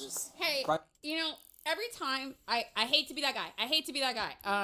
I'm just gonna be real. Every time you get behind the wheel and you are drunk, you take a risk. Some people take that risk 20, 30 times and then assume that the 31st time is not going to happen. And that can involve law enforcement. But the truth is that every time you have 2 or 3 drinks and you get behind the wheel, you could go to jail. You could kill somebody. You could hurt yourself. It's no joke, you know? I've told you guys for like the past couple of years, like I will not have a single drink and drive. I do not have a glass of wine and get behind the wheel. I don't do any of that. But, you know, part of it is because I'm privileged enough to have enough money pay for buy a taxi. freaking Uber and live in a city where there's constantly Ubers available. You should not drink and drive, but I don't come down that hard on some of y'all to be in small towns. And I'm not even gonna get into it. You know what I mean? But back to that, my question is, Justin, why are you driving? I like this girl, Bose versus the world. I hope she goes far. Like, why are you driving? Why are you driving? Yeah. Like you have probably like a fleet of drivers on your fucking personnel at your fucking record label. Why not just use one of them? You're an idiot. You deserve what you got here.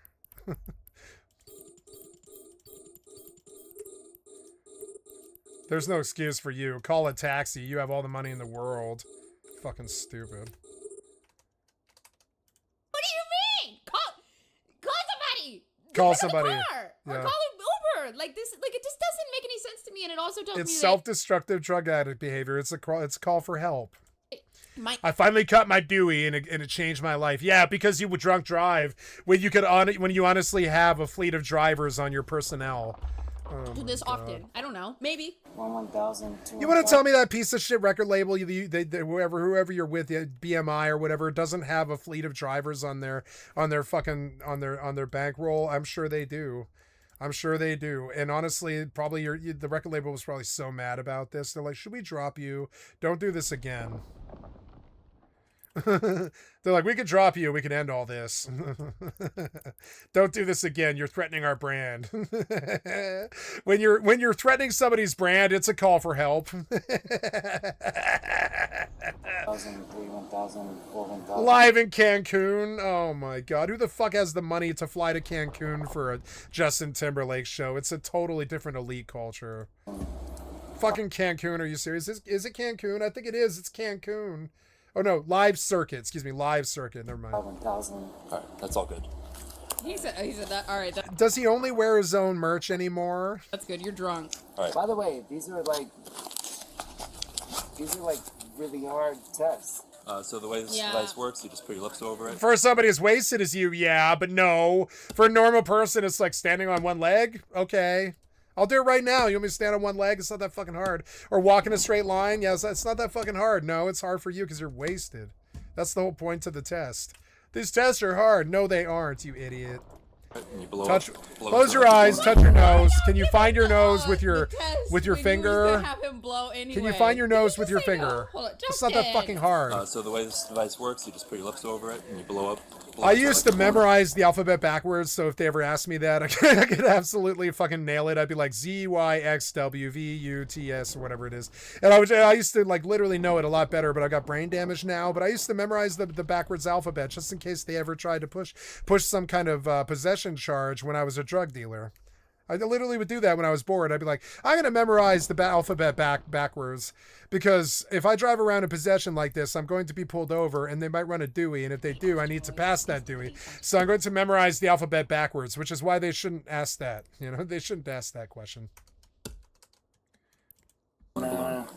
Yeah. Okay. All right. At this point, based upon the observations, you're under the arrest for suspicion of driving while intoxicated. My dad was almost killed by a drunk driver, and my dad's a piece of shit, but still.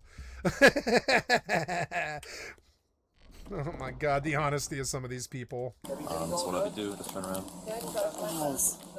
You know, man, like, I'm just following my friends home. No, that's not. I'm going to my friend's home, drunk, driving. All right. Yeah, you should not keep talking. Because it's like, you remember, you might need lawyers for this. The lawyers will use this to sink you. They'll be like, no, during the DUI arrest, you admitted that you were driving to your friend's house. You can't get out of this. Turn around for me, please. Okay, wait. So Justin gets arrested, and then there's... Stop talking, too. The other problem about this is if you're any kind of actual good intellectual, you stop talking right then and there. You just stop talking. You, like... Stop talking. You just don't talk anymore. You're just like, lawyer. Especially with the more money you have, the more you need to keep your fucking mouth shut and say the word lawyer. If you like that money that you use to fly to Cancun to do your world tour or whatever, and you want to keep it, definitely keep your fucking mouth shut when you're talking to a police officer. You sank yourself so bad in this interview that I could slam five DUIs on you. Another lady that... Oh my god. What is this? I haven't seen... Oh no, I haven't seen this either. Nice. I know my hair sucks here, but like I usually look at... Oh my god. Your what hair is this? sucks? I could be tripping here, but like, didn't he say that he was following a friend home? I don't know if that was true or not, but like if it was... It seems that's her. They were like close enough to, you know, follow Was she cheating with him? each other and make the same turns. Yeah, they're moving cars around. The only people who move cars around are cheaters. Oh, I gotta move the car. She'll find out that you're here. Oh my god. Scandalous as hell. Only cheaters move cars around. What other reason is there? Well, that and drunk driving. There's two reasons why you would ever move cars around. It's because you're drunk driving and you need to get that vehicle home so you can get home in the morning, or you're cheating. One or the other. Wouldn't the person that was up ahead have seen? Because she's not his girlfriend, which is why he's drunk driving. He doesn't want to tell anybody what he was doing. Oh my god. If you've never been around crazy druggies like me, you wouldn't know. You wouldn't know all the lies they tell and the shit that they do. But no, he's cheating on his girlfriend, so he's drunk driving a backup car to her house so he can go fuck her all night. And then nobody knows that her car is at his house, or vice versa, his car is at her house or whatever. And if you've never been around a crazy dirtbag cheater like I have, you wouldn't understand what it is, but I do. I've been around it before, and I have helped them. In the flashing lights pulled Justin over. What did they just booked it? Oh, this is the front. Okay, so they came back around. So this is Shit, by help them, I mean I married them at their wedding. Like a manager. I was the minister at their wedding. Anything. It's a friend. Okay. Your friend here is okay to drive. Can I just try it? Well, he was already operating the vehicle, so we need to make sure that he's okay. He wasn't operating the vehicle under any kind of impairment. Got it. That's all. If he's all good, Can I charge my phone? Is that okay? Yeah, you can go into the vehicle. That's perfect. Okay, thank you. Yeah, it's fine. All right. Just turn around for me, please. All right. I'll take you right on. Justin. Nobody chews gum at a DUI arrest. Don't do that. Put the gum in the ashtray.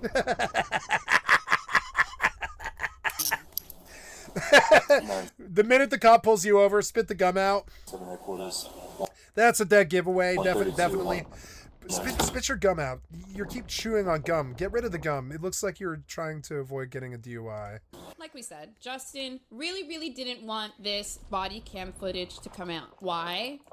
Because he's had a lot of privilege for a long time. Throughout this video, I think I've said so far that Justin is not that bad. There are parts of this that are kind of funny. We've seen exponentially worse, terrible body cams. But I think another thing to point out here is that when a celebrity for 20 years is coddled and anything that they have done can be swept under the rug with PR, they have all these things, you get, Hollywood makes you feel like not only that you're invincible, but you are above a public citizen, and like you're not.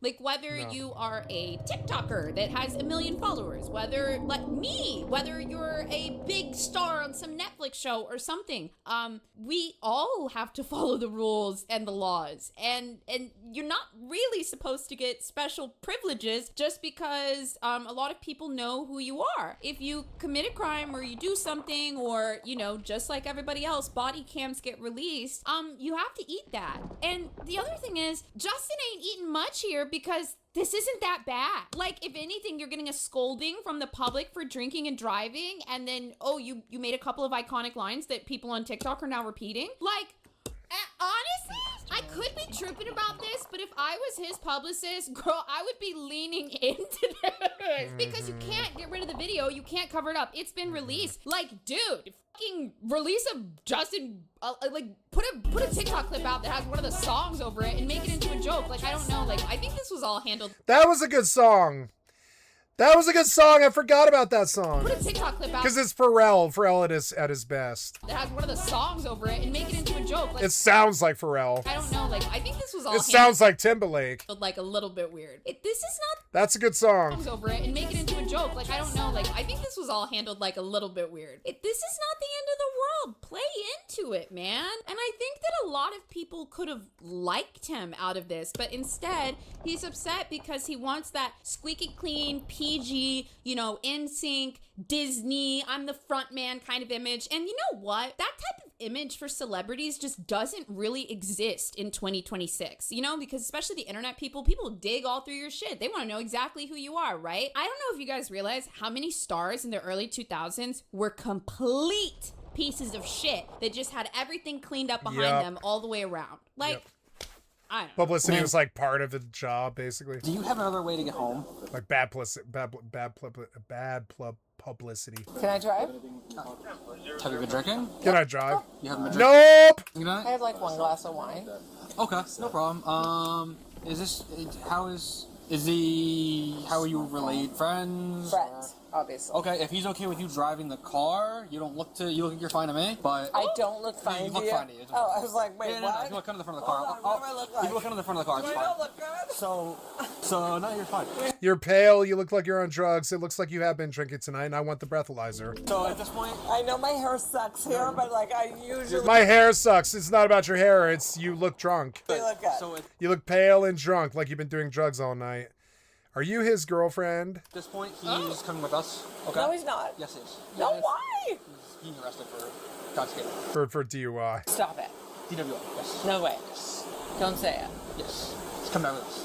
Yo. Okay? So... Whoever's car this is, don't say it, that Justin offered to drive to his house they are cut off. That person is blocked. Justin is like, we are not friends anymore. Oh, you look at your okay to drive. Okay, I haven't seen your eyes look perfectly fine. Your speech isn't slurred. You're arresting Justin Timberlake right now? Yeah. Stop it. Yeah. What? He was driving drunk. He wasn't. Was that her? Stop it. Yeah. Speech isn't slurred. You're you're arresting Justin Timberlake right now? Yeah. Stop it. Yeah. What? He was driving drunk. He wasn't. He failed every single one of our tests. What do you mean? So at this point, so listen, this is a private matter with us and him. Okay, I can't really talk about it too much. Okay, I got it. He's coming with us tonight. He's Where? not going home. Tell me where. To the police station. Which one? Sag Harbor? Yes. On Main Street? 70 Division Street. 70 Division? Yes. Okay, so I should come there? No. You should go home. He's going to be with us all night. Yes. Okay, Deathbox said, if anything, this would definitely make people like him more because it makes him seem more relatable and like a more real human. person trying to hide it. Yeah, I think actually stuff like this can actually help people. The humanizing thing of understanding that everybody fucks up. This can be helpful for a celebrity sometimes. It's not so good, but it's not that bad either sometimes. It just makes it look worse. I don't think anybody hated and canceled JT for this, I don't think. Than what it actually is. Yes, and once again, you shouldn't be drinking and driving. We're not trying to normalize. If there's drinking and anybody driving. Oh, that's a cool dumb enough to be drunk driving and stuff, I would say it's celebrities. Yeah, like if there was somebody who's going to get caught doing that a lot, it would be celebrities. They're drunk and high all the time. That's their job, basically. Thing or whatever. No. That's not what's happening here. But there was a One of the reasons I'm trying to be, well, I'm not trying to be a celebrity, but I'm trying to be like in a sphere where celebrity is possible. I don't want celebrity, but it's like I'm in a sphere where celebrity is possible. And because I know that they won't judge me for my constant marijuana use and my constant alcohol abuse. Hey, should I go buy some beer? Maybe I should buy some beer. I wonder how much money I have. Let's see. My constant alcohol, my constant marijuana abuse. I kind of thought this was one of the only jobs where I could ever kind of get away with that. So if there was anybody who was guilty of DUIs, I was supposed it would be celebrities, kind of, because that is their job. I'm not kidding.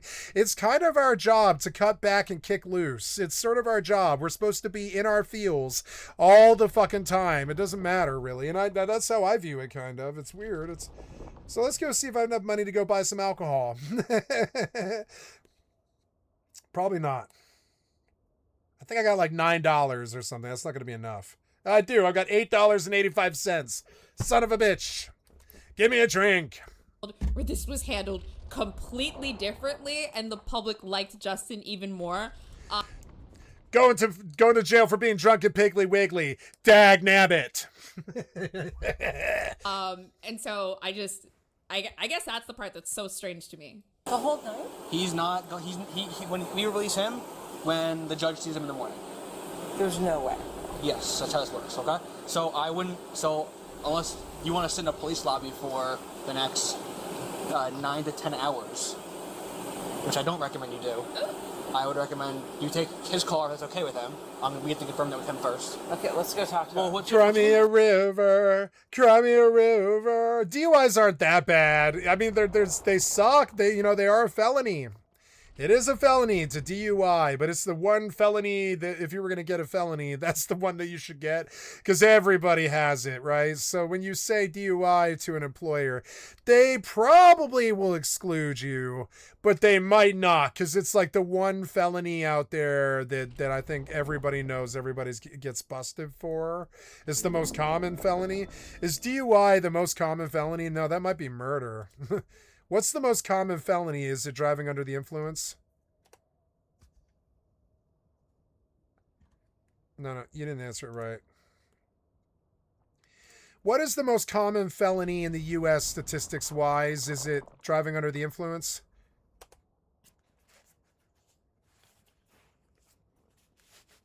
Drug crimes. Nope. Drug possession. Still number one. And then stealing stuff is the next one. Wow, people do a lot of house robbery, huh? That's the second most common crime. Wow, drug crimes, property crimes. DUI is one of the most common crimes overall with over 1 million arrests annually in the U.S. However, it doesn't show up as the most common felony because of how it is charged. Oh, most DUIs are charged as misdemeanors. I thought that was an automatic felony, but the second one is a felony, yeah. SD. Okay, let me ask him. Wait, hold on. People in chat are telling me that I have to see how she walked up to the seat. Yeah, this is a misdemeanor. I guess he's getting a misdemeanor. That's not even, they might give him jail time because they're fucking cruel about it. But no, that's not even jail time. That's go down to the Arc thrift store and work at the, work at the clothing center. Scene? Hi, are you with? Which is what I used to do when I had hundreds and hundreds of hours of fucking community service. I used to work more for them than I did myself. Goddamn system. Justin? For what? Possession? Suck my dick. Okay, perfect. Yeah, we're doing a couple tests on him, okay? Help us. What's that? Help. You need help? No, I'm just kidding. I don't know what She is facing kind of an existential crisis, and she's like, help us. That was. I do. She's like, help us. What's up? Help. Help us. Yeah. You need help? Help. No. No, no. It's a good joke. I thought she was making a joke. Okay. It was a good joke. Put a couple of tests on him. I'm gonna see if she can take the car. Okay. Mr. Timberlake, is SC okay to drive your car home? Do you care if she takes your vehicle tonight? You okay with that? Okay. Thank you. Was it his car or a friend's car? Okay, SC, Miss. And then he's arranged No. for the morning. Unfortunately not. And then he'll be released. Come on. Come on, come on. Please, I've never asked anybody for anything before. Come on, do this. I would say the same. I would do the same. If it was my friend, I'd be like, please, please, please let me take them home. This isn't going to benefit them, you know? How dare you hold this celebrity? If my friend was a super fucking famous person like Justin Timberlake, I would plead and cry with the cops to get that person home. You don't understand what you're doing. You're exposing him to Gen Pop. They will try to rob him. They will try to extort him. They will try and threaten him. They will tell him that when he gets out, they're gonna come visit him. He's a bitch boy and all this stuff. Honestly, you don't want to take him to city jail. You don't. It's not really a safe place for a celebrity. And I would plead and cry with the cops, just like her. I think that's a good friend. Celebrity to this I like his friend. I thought she had personality, actually. same level of accountability She wasn't as drunk as him at all. She was not as drunk as him. as other people. Come on, help us out. Don't do that. What? It's a fair request because it's not the same for him. Any local O for yokel who gets busted for a DUI or whatever. Who cares if they go to the city jail to the clank for the night or whatever, to the clink for the night. Like, no, I don't care about the local dude Barney Gumble getting fucking arrested for DUI or whatever. But Justin Timberlake going into a city jail is its own situation on its own. All of those people are poor. Almost all of them. They're all going to be from like the lower class or middle class dudes like him who fucked up on DUIs and stuff. They see somebody who's worth $1 billion. They're going to threaten him. They're going to extort him. Now, I'm imagining the police are nice to him. They probably give him his own cell just to avoid that sort of thing. I imagine they probably do deal him correctly. I imagine. But I hope. But I, as a friend, I would plead with them, and I would make the logical point that Justin Timberlake is not a normal person. Special exceptions should be made. Let me take him home to house arrest and give me an officer to watch us, or shit, I'll put him on camera all night. But it's like, but let me take him home to house arrest, please. Your jobs. Let him stay on. No, I would not want him going into city jail, and I don't even like Justin Timberlake. I'm just saying it's fucking stupid. That's like throwing $1 million into the monkey cage at the zoo. Don't do that. On the road? Come on. It's Justin Timberlake. God. It is. It's like throwing $1 million into the monkey cage at the zoo. You're going to get covered in feces and something bad is going to happen. It's just not something you do. You don't put celebrities in city jail. Just don't do that. That's like asking for it. It's asking for some kind of violent confrontation, or that's the pigs being, yeah, there is such a thing as celebrity. It should be respected because we like them, you know, so like, yeah, if they're like some famous Olympic star or they're Brad Pitt or something, yeah, you don't take them to normal jail. You take them home to house arrest because they're status symbol. And I'm not like, you know, and I'm not pro. I hate the rich. You know, I hate the rich, but this is like a logic thing. You don't throw $1 million into the fucking jungle cage at the zoo. You just don't. You know, it's not something you do. Come on. Well, that's how I would be. I'm like, come on, think about this. You aren't really thinking about this, which is that, you know.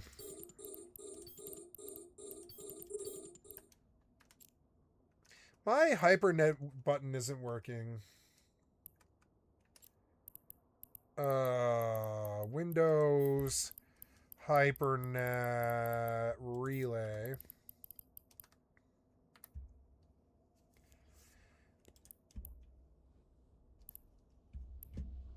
LSIs for 119. Oh, I'm tempted. But anyways.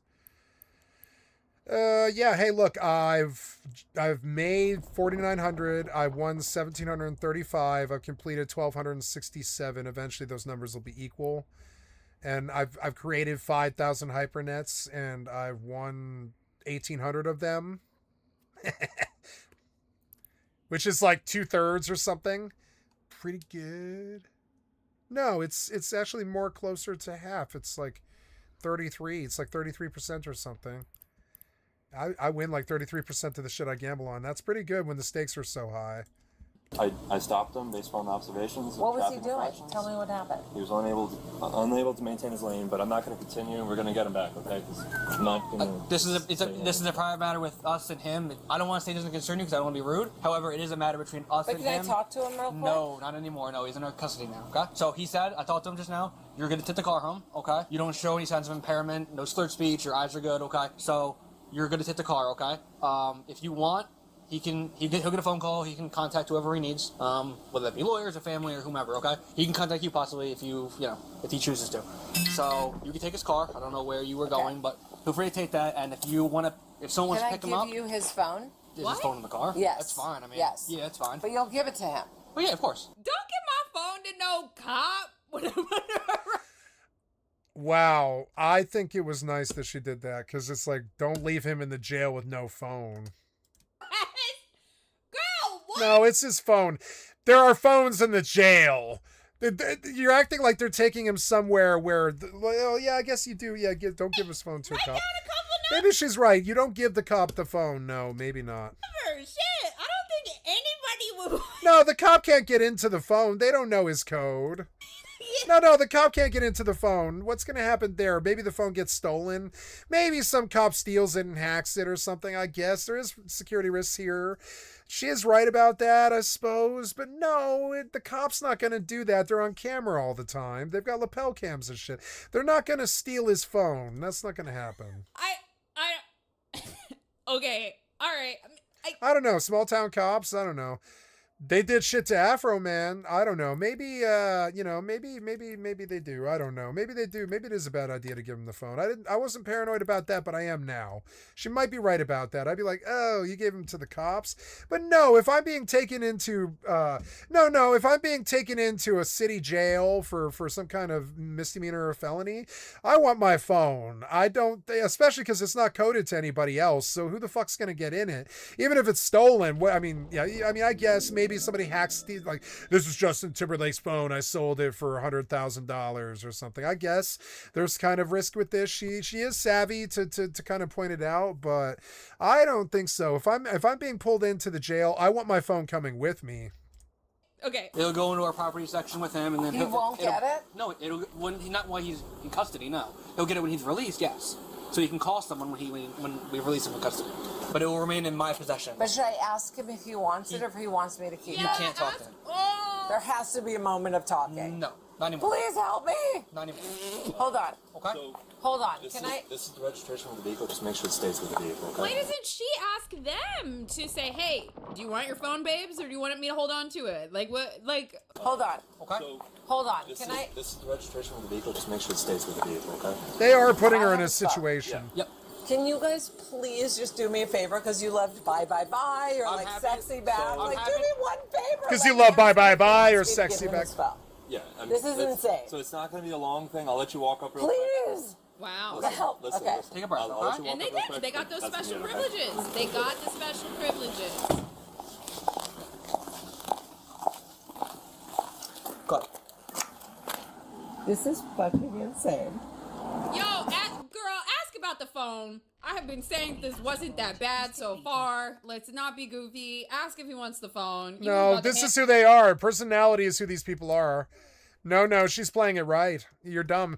You may not be as good at this as you think you are. No, this is who they are. This is how I would be. This is fucking insane. Okay, they want me. That's how I would open the conversation too. I'd be like, this is fucking insane. Like, so you have to choose whether or not I give you your cell phone now. You're not gonna be able to use it until they do whatever they're gonna do to you.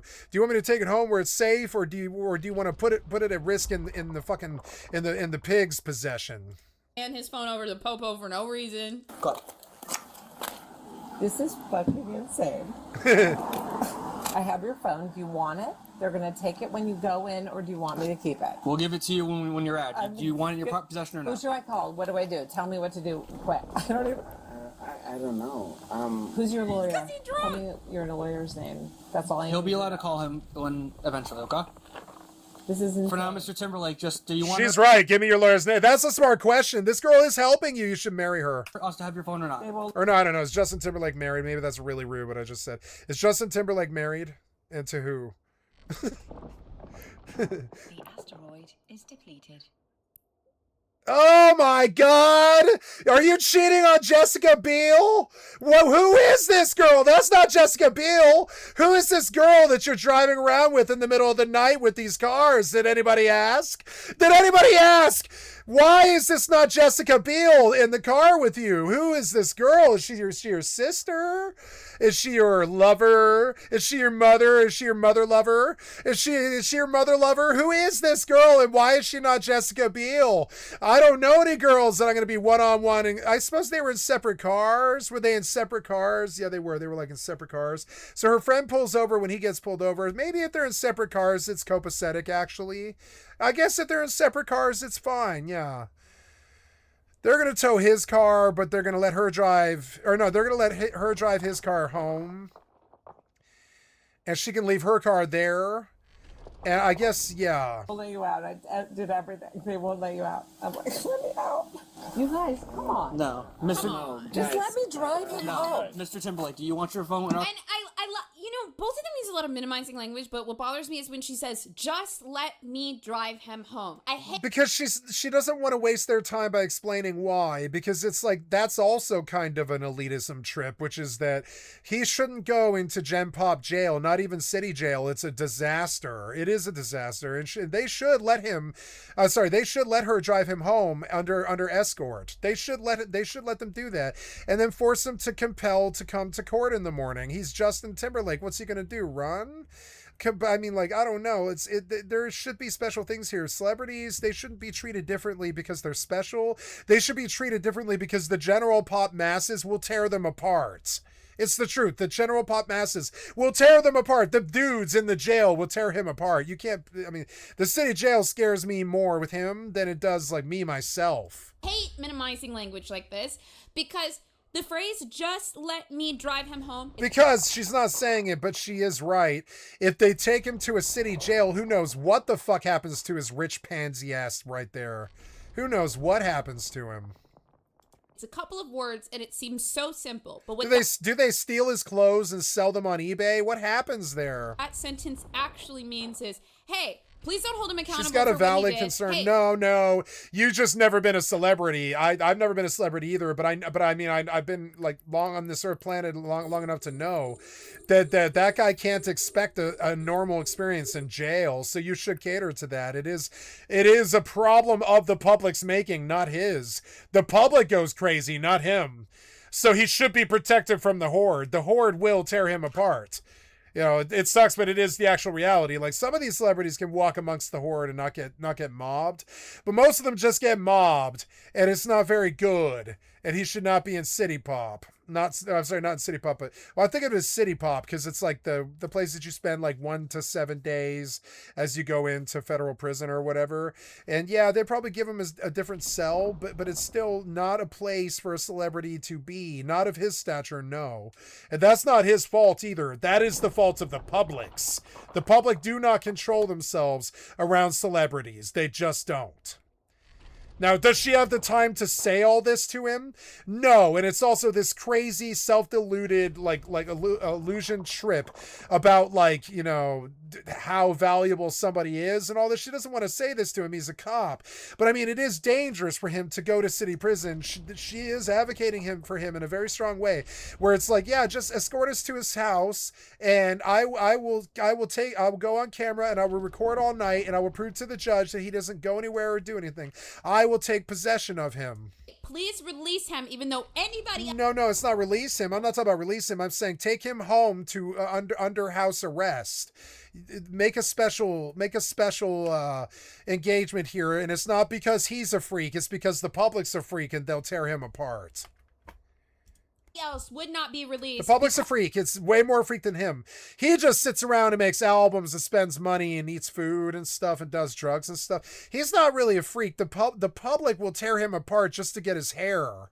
They'll be like, oh, I could sell a lock of his hair on eBay for probably $1 million.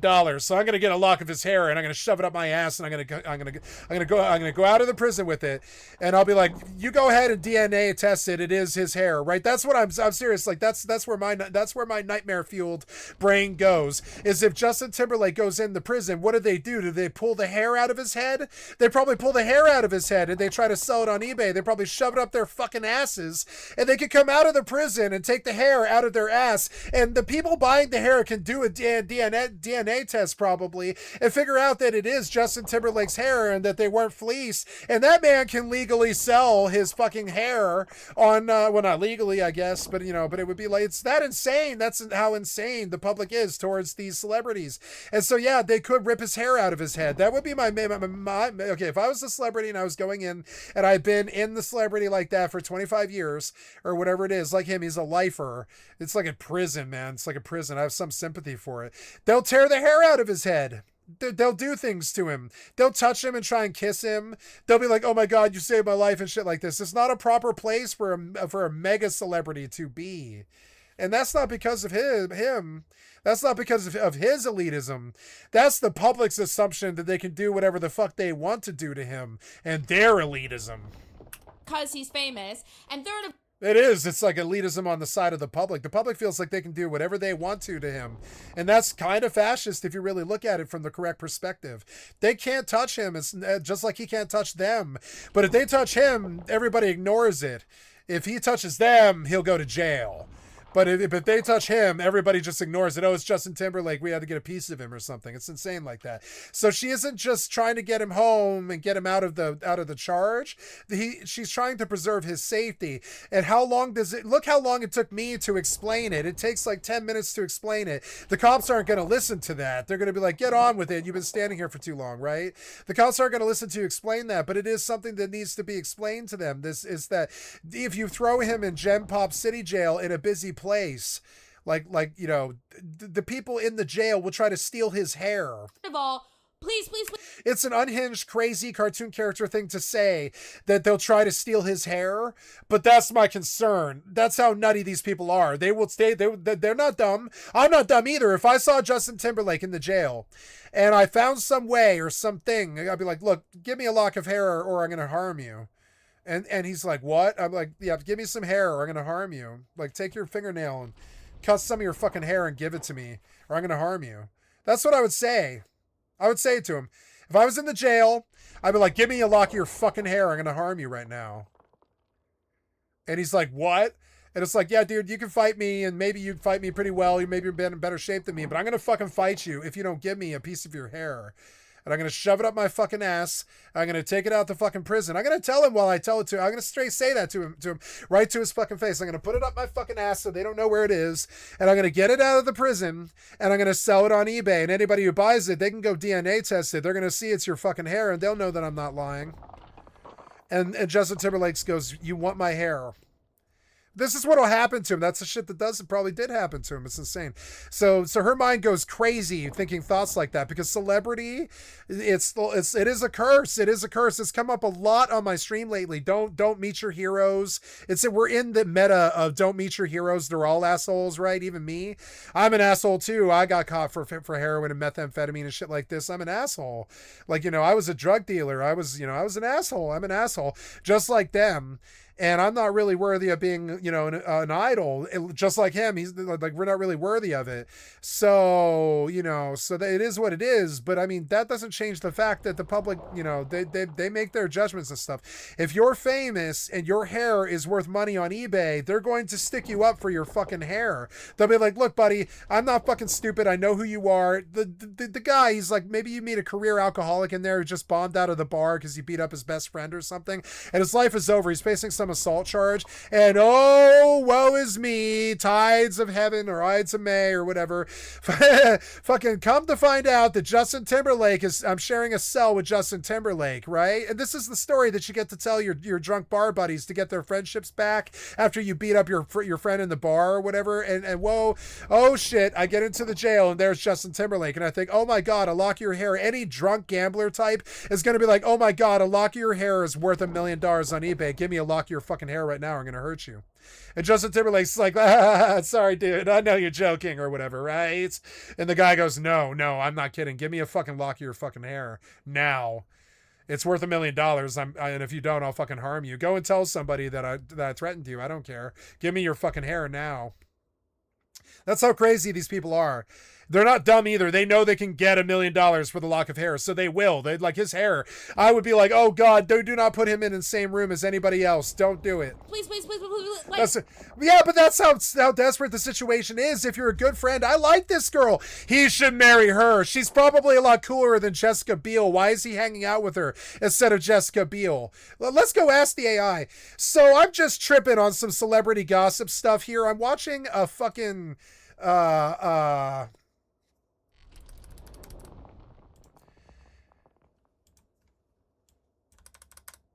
Bose versus the World video about Justin Timberlake DUI lapel cam body cam thing.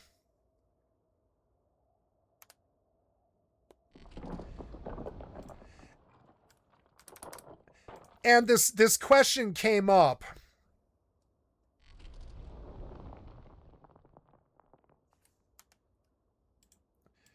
Isn't Justin Timberlake married to Jessica Biel? Who was the girl that he got pulled over with? Why was she advocating for him instead of Jessica Biel? Is there some sort of hanky-panky there, quote unquote, if you know what I mean? Hey. Why aren't you listening to me? You're so fucking annoying. So anyways, I need you to listen to me now. So, no, I don't. Oh, God damn it, you're so annoying and bad at this. How are software developers this incompetent? It's just insane. Anyways, so I gotta ask, who was the girl that got pulled over with him? Was she in a separate car? Why was he with that girl instead of Jessica Biel? Why was she advocating for him instead of Jessica Biel?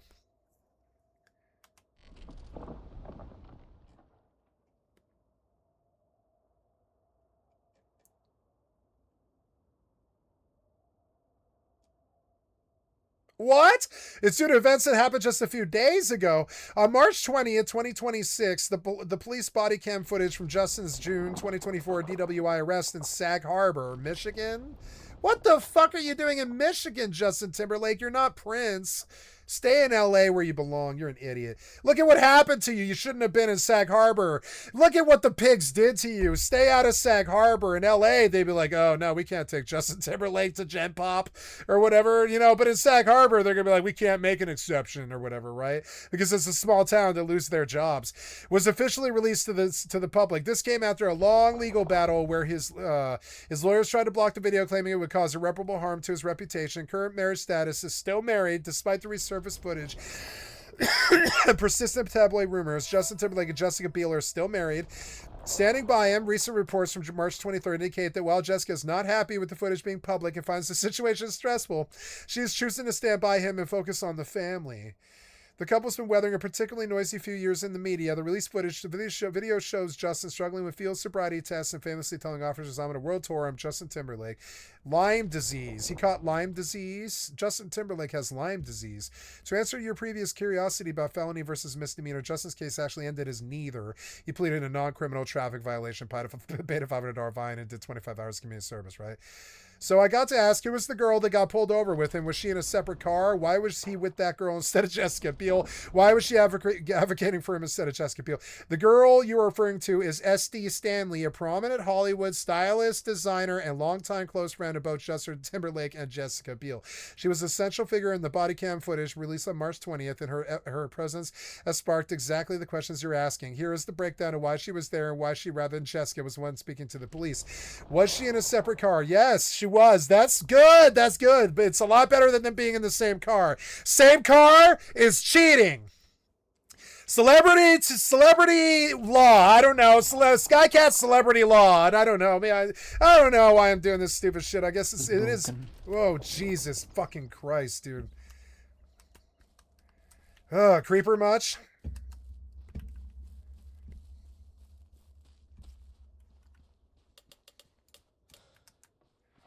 Duh.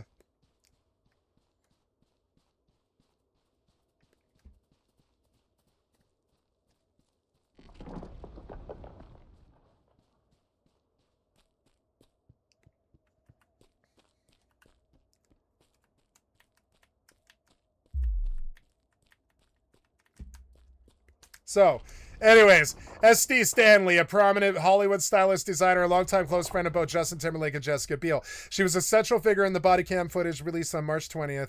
Was she in a separate car? Yes. Damn it, I got fucking thrown. So, Skycat celebrity law, right? I maybe you've never been around a cheating loser dog like me. Maybe all your friends were like cubicle crawling middle class nerds on their long hard road to the middle or whatever. You've never been around crazy drug people in the drug scene or the rave scene or anything like that. Maybe you haven't like banged a couple of perfect tens or something. Maybe you've never been around that, but I definitely have. I've been around money, and I've been around famous, and I've been around fucking like, you know, not famous, but like, you know, prestigious. I would say prestigious. Ooh, what's that sound? We moved. Asteroid belt 2. Warp to within 0. Warp drive active. Ooh, 11 mil. So,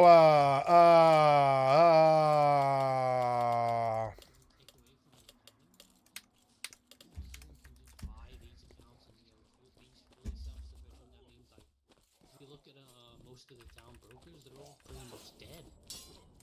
All this shit here, like that's the smaller towns. Listen, if I had my way, you guys would be playing with one character and one character only. And listen to this. Every time you died, you had to restart in Haven. It automatically deleted your character. I would do that. Yeah, I would. A little hardcore. Yeah. I mean, that was a joke. Not back to Haven, but like, I don't know. More hardcore. More punishment. I think if a character dies, oh no, that's too much. That's ridiculous. No, that sounds fair to me. That's a scam.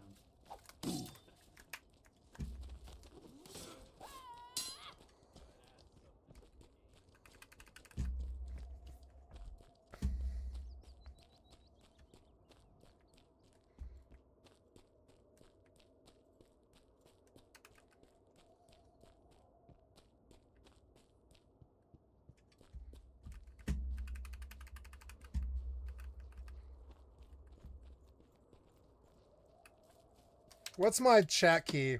I didn't yell at that guy, did I? I hope I didn't. I didn't mean to. I used my chat key like Rust out of habit, but I didn't mean to actually talk to him. What is my chat key? I don't even know what it is. Yeah, what push to talk is Z. Oh, good. He didn't hear me. Oh, good. Okay. I wasn't rude to him. That was not my intention. That guy's fine. It's just, Jesus Christ, you like come back and there's some dude in your face and it's like, well, like, am I amusing to you? Do you like watching me chop tree, or like you like lumberjacks that much, or I mean, what?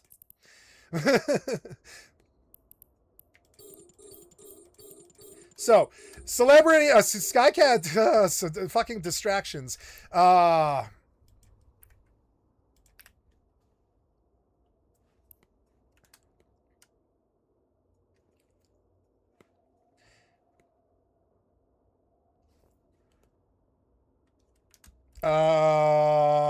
was I gonna say?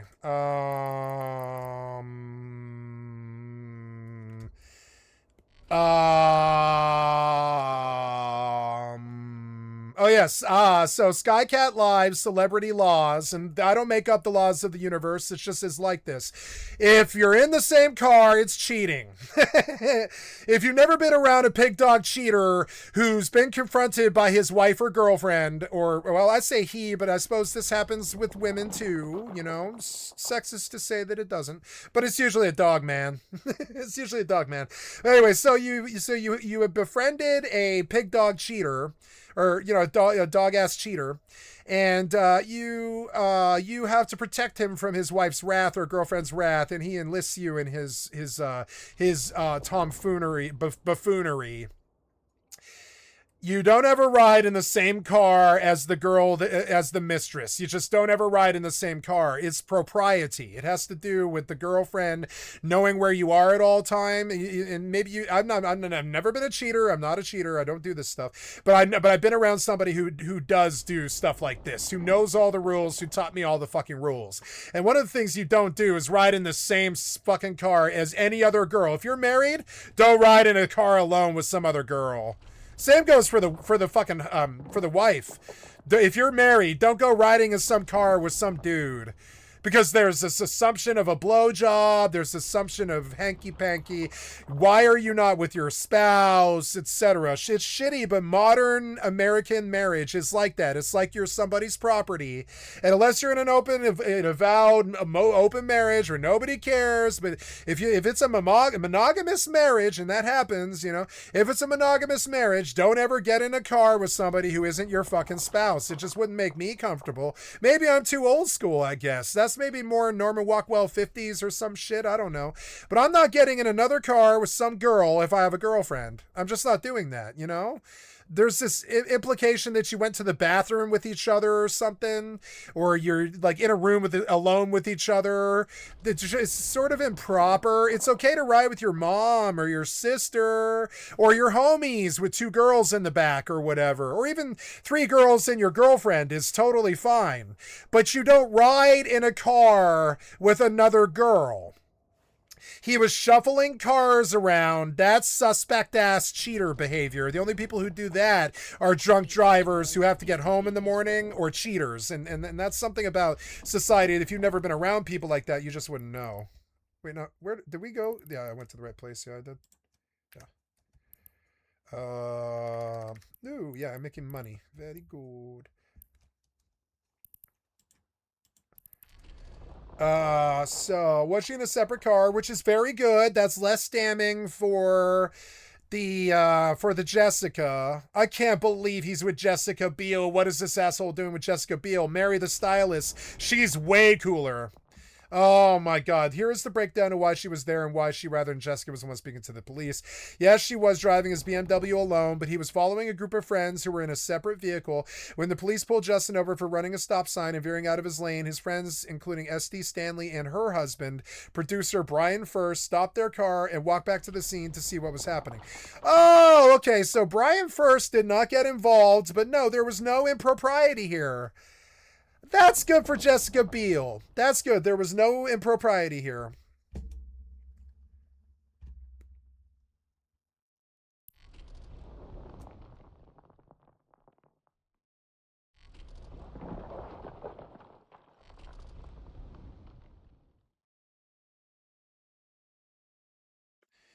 No, she did great. She advocated for him. She showed the fear that she should have shown. I thought she actually advocated for him.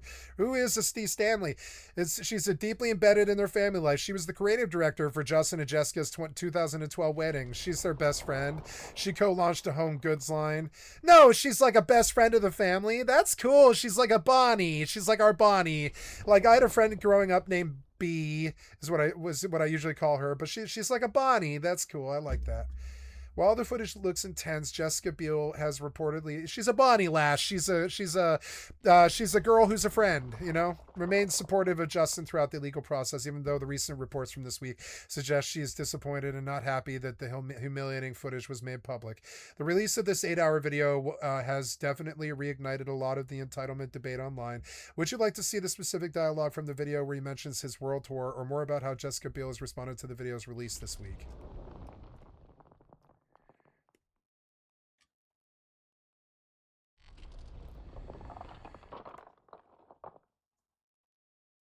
Yeah, I'm sure this probably really hurt their relationship, but it's like, you know, those just couple of words that... No, I don't know, man. Like, at the age of, how old is Justin Timberlake?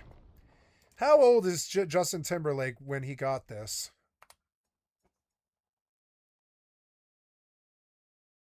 $43. He's my age. Right to the year. Right to the year. Almost the same month. Does it surprise me? No, everybody my fucking age is a DUI alcoholic druggie. Everybody I know. Maybe not the women. Not all the women were, but every man I know at this age right here. Yeah. Everyone I know at this age. Oh no, he's older than me. He's older than me. Never mind. He was born in 81. That's older than me. But not by much. He's like my best friend. He's a year older than me. Are made to make somebody think I'm a bad person if I don't do this simple act, is actually a minimizer's way of just getting away with bad behavior. Like, because guaranteed these two... No, there's celebrity and how the public treats them, and that is not his fault, and it is a factor that needs to be considered when you, whether or not he should go home to house arrest, which is what judges do for celebrities, honestly. And we as the public actually accepted it long ago, since like the 80s. When a celebrity is a fuck up, they go to house arrest. Let's go ask the AI about this, right? It's like when celebrities fuck up and catch a charge, don't they usually go to house arrest as opposed to like actual jail or prison? Don't they usually work like work release, or like, you know, we do give them this sort of nod. We give them the nod, and we are permissive with them, and we let them do house arrest and stuff like that, as opposed to going to real jail, because the idea of the public having them around, having access to them, is terrifying, right?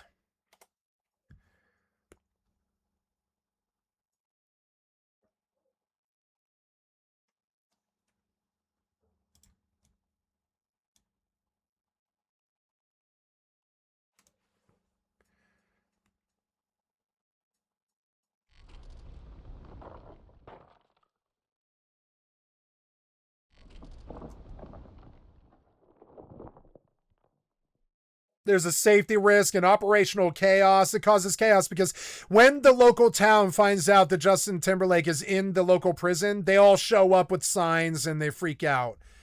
And the paparazzi show up and they're like, click, click, click, click, click, click, click. And they set up their tent prison outside poor Nancy Guthrie's house or whatever. And that's the problem. It's like, yeah, the result, judges often opt out of the headache by granting house arrest or private pay to stay jails.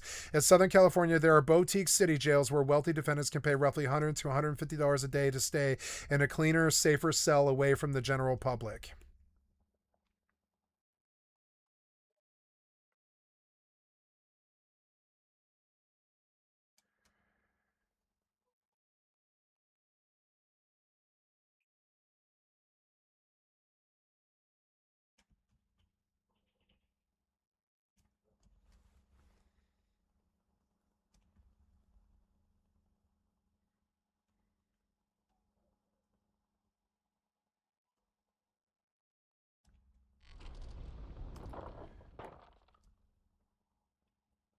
Yeah, it's like, so we give the wealthy house arrest, but that's not because we don't want to punish them or that we want to cut them a break or elitism or anything like that. It's because the general public will tear them apart. My conception of it is the reality is the public is the horde, and they will tear you apart. They will tear somebody like Justin Timberlake apart. They'll set up camps outside the prison and stuff like this. Isn't it kind of scary? The real reason we do this is actually the public's more scary than the celebrity is.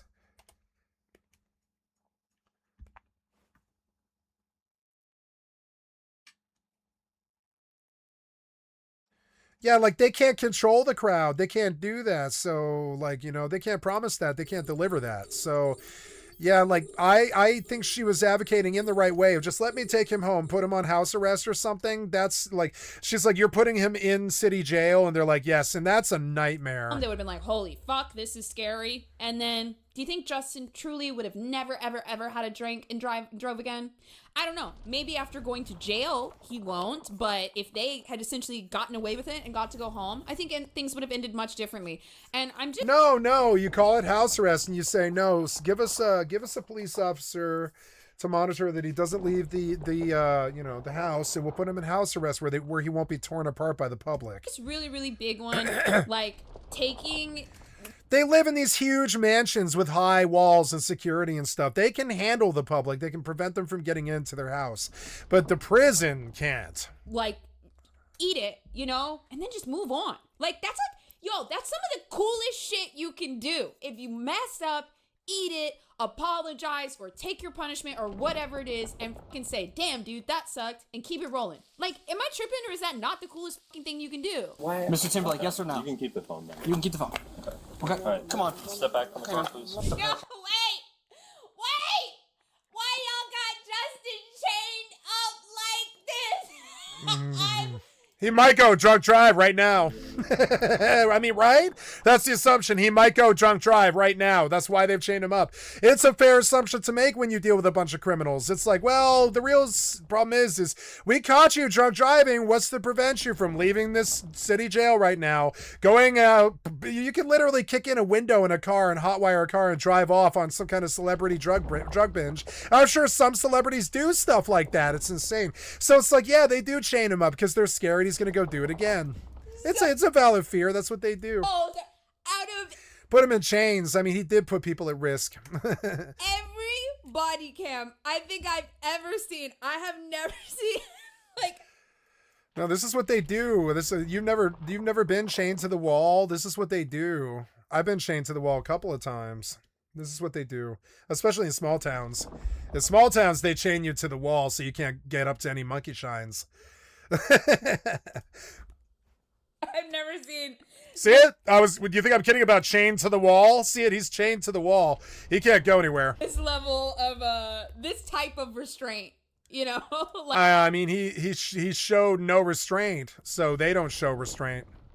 Like I just haven't seen. That's the law. Traffic violation, started a traffic stop, believed you have impairment, did a series of routine tests on you, right? Field sobriety tests, okay? You performed poorly on those. This doesn't just look like a heavy night of drinking. You performed poorly on those. To me, this looks like weeks of like heavy drinking. You know, like dude. You performed poorly routine tests on you, right? Field sobriety tests, okay? Based off of his observations, you are intoxicated. Okay. So you were under okay. arrest. That was drunkest okay I've ever been alive. Okay. Yeah, I hear you. Perfect. No, it's not drunk. He's going through a withdrawal, and he needs to wake up. He needs probably meth and probably heroin. I'm sorry, but if you don't know it, if you don't know it when you see it, I know it when I fucking see it. You can see it from the yellow in his eyes to the red face to the fact that he looks half awake. It's because he's half awake. It's because he doesn't have any meth in his bloodstream or cocaine, so he has nothing to fuel his body at all. He probably hasn't eaten in 2 days, and he's drunk. And that was the drunkest okay I've ever been alive. No, he's not drunk. It's withdrawal. He's now going through a withdrawal, and he's sick. Yeah, I hear you. Perfect. Yeah. And what I'm gonna do, I'm gonna reread this again. No, if he was that drunk, his eyes would be slanted and he would be like, I don't care. He would be out of it. No, he's experiencing heroin withdrawal in city jail. I've been there. It's fucking terrible. Go through the rest of it, but at this point, it asks for initials. If you don't want an initial, you're not. Worst night of my life, almost. Definitely. Required to. You can't be forced to, and then I will read the rest of it, okay? Will you initial or no? No. Okay. Bro is struggling at 45 years old. What do you mean? There's so many drunk, crazy DUI dudes on drugs in this country. You think this is just Justin Timberlake? This is our dads when we were 20. This is our dads now. This is the boomers, my age. If you don't know, 1 million DUIs, it has to come from somewhere. Did you think this was just Justin Timberlake? This guy's only 45 years old in the chat. This is why I don't do the chat, because most of it is so inane. The chat is so inane. They're like, this dude can't even handle being 45 years old. Motherfucker, no dudes my age can handle being this old and being this drunk and this wasted. It's insane. Everybody my age is like this. We came up in the fucking, 9/11 post 9/11 era where depression was the norm. Everybody's drunk. Everybody's wasted out and cheating on their fucking wives and stupid ass shit like this. It's so fucking stupid. Your initials, if you don't want an initial, you're not. And he's like, bro can't even handle this at 45 years old. Like saying that, he should know better. He's old. He's too old for this. But it's like, no, motherfucker. Everybody my age is like that. Maybe they all have successful jobs and stuff and they're functional. But it's like everybody I know is like this. They're all wrecks. I'm not a wreck, but I'm close. They're all close. They're either close to being a wreck or a wreck, full-blown wreck. Fire to? Everybody I know, every boomer, Bagon is like this. Everybody I know is no. Bagon's not drunk, but he's definitely facing a divorce and child custody battles and stuff. Everybody I know is like this. Everybody I know has problems like this or whatever. If it's not that, they got deaths in their family. You can't be forced to. And they're well off, It's everybody's got something that they're facing. It's crazy, and they're all like this. Everybody my age is like this. Do you know anybody my age who's sober? I don't expect boomer men to be sober. All of them talk about beer all the time. I will read the rest of it. Okay? Will you initial or no? No. Okay. No. I'll read the rest of it. Twice. No, lawyer. Now, do you consent or refuse to the chemical test? No, lawyer. He refuses. No, I'm not. No, lawyer. No, lawyer. If the lawyer consents, then I consent. Lawyer. I'm doing a chemical test. Like, Lawyer. No. You're going to find heroin and cocaine and speed and all that shit. guys, I don't mean no. No, he's not extremely drunk. No, he's extremely high and he's experiencing withdrawal.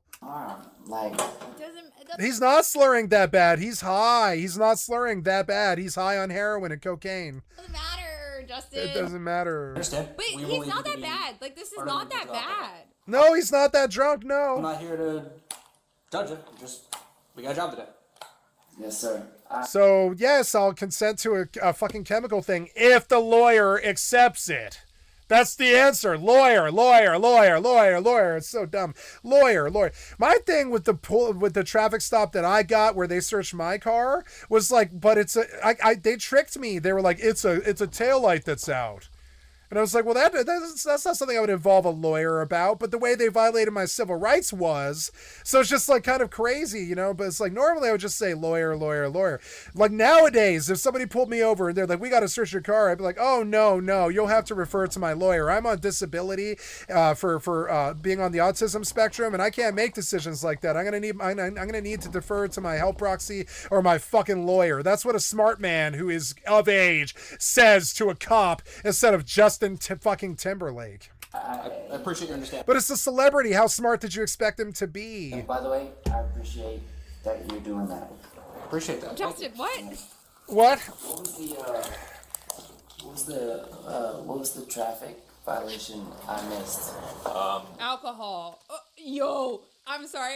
He could be doing this for so many reasons, but this posture that he has right now reminds me of a little kid, like a boy that's like 11 or 10. I'm a bad will boy. Like Austin Powers. I'm a bad little boy.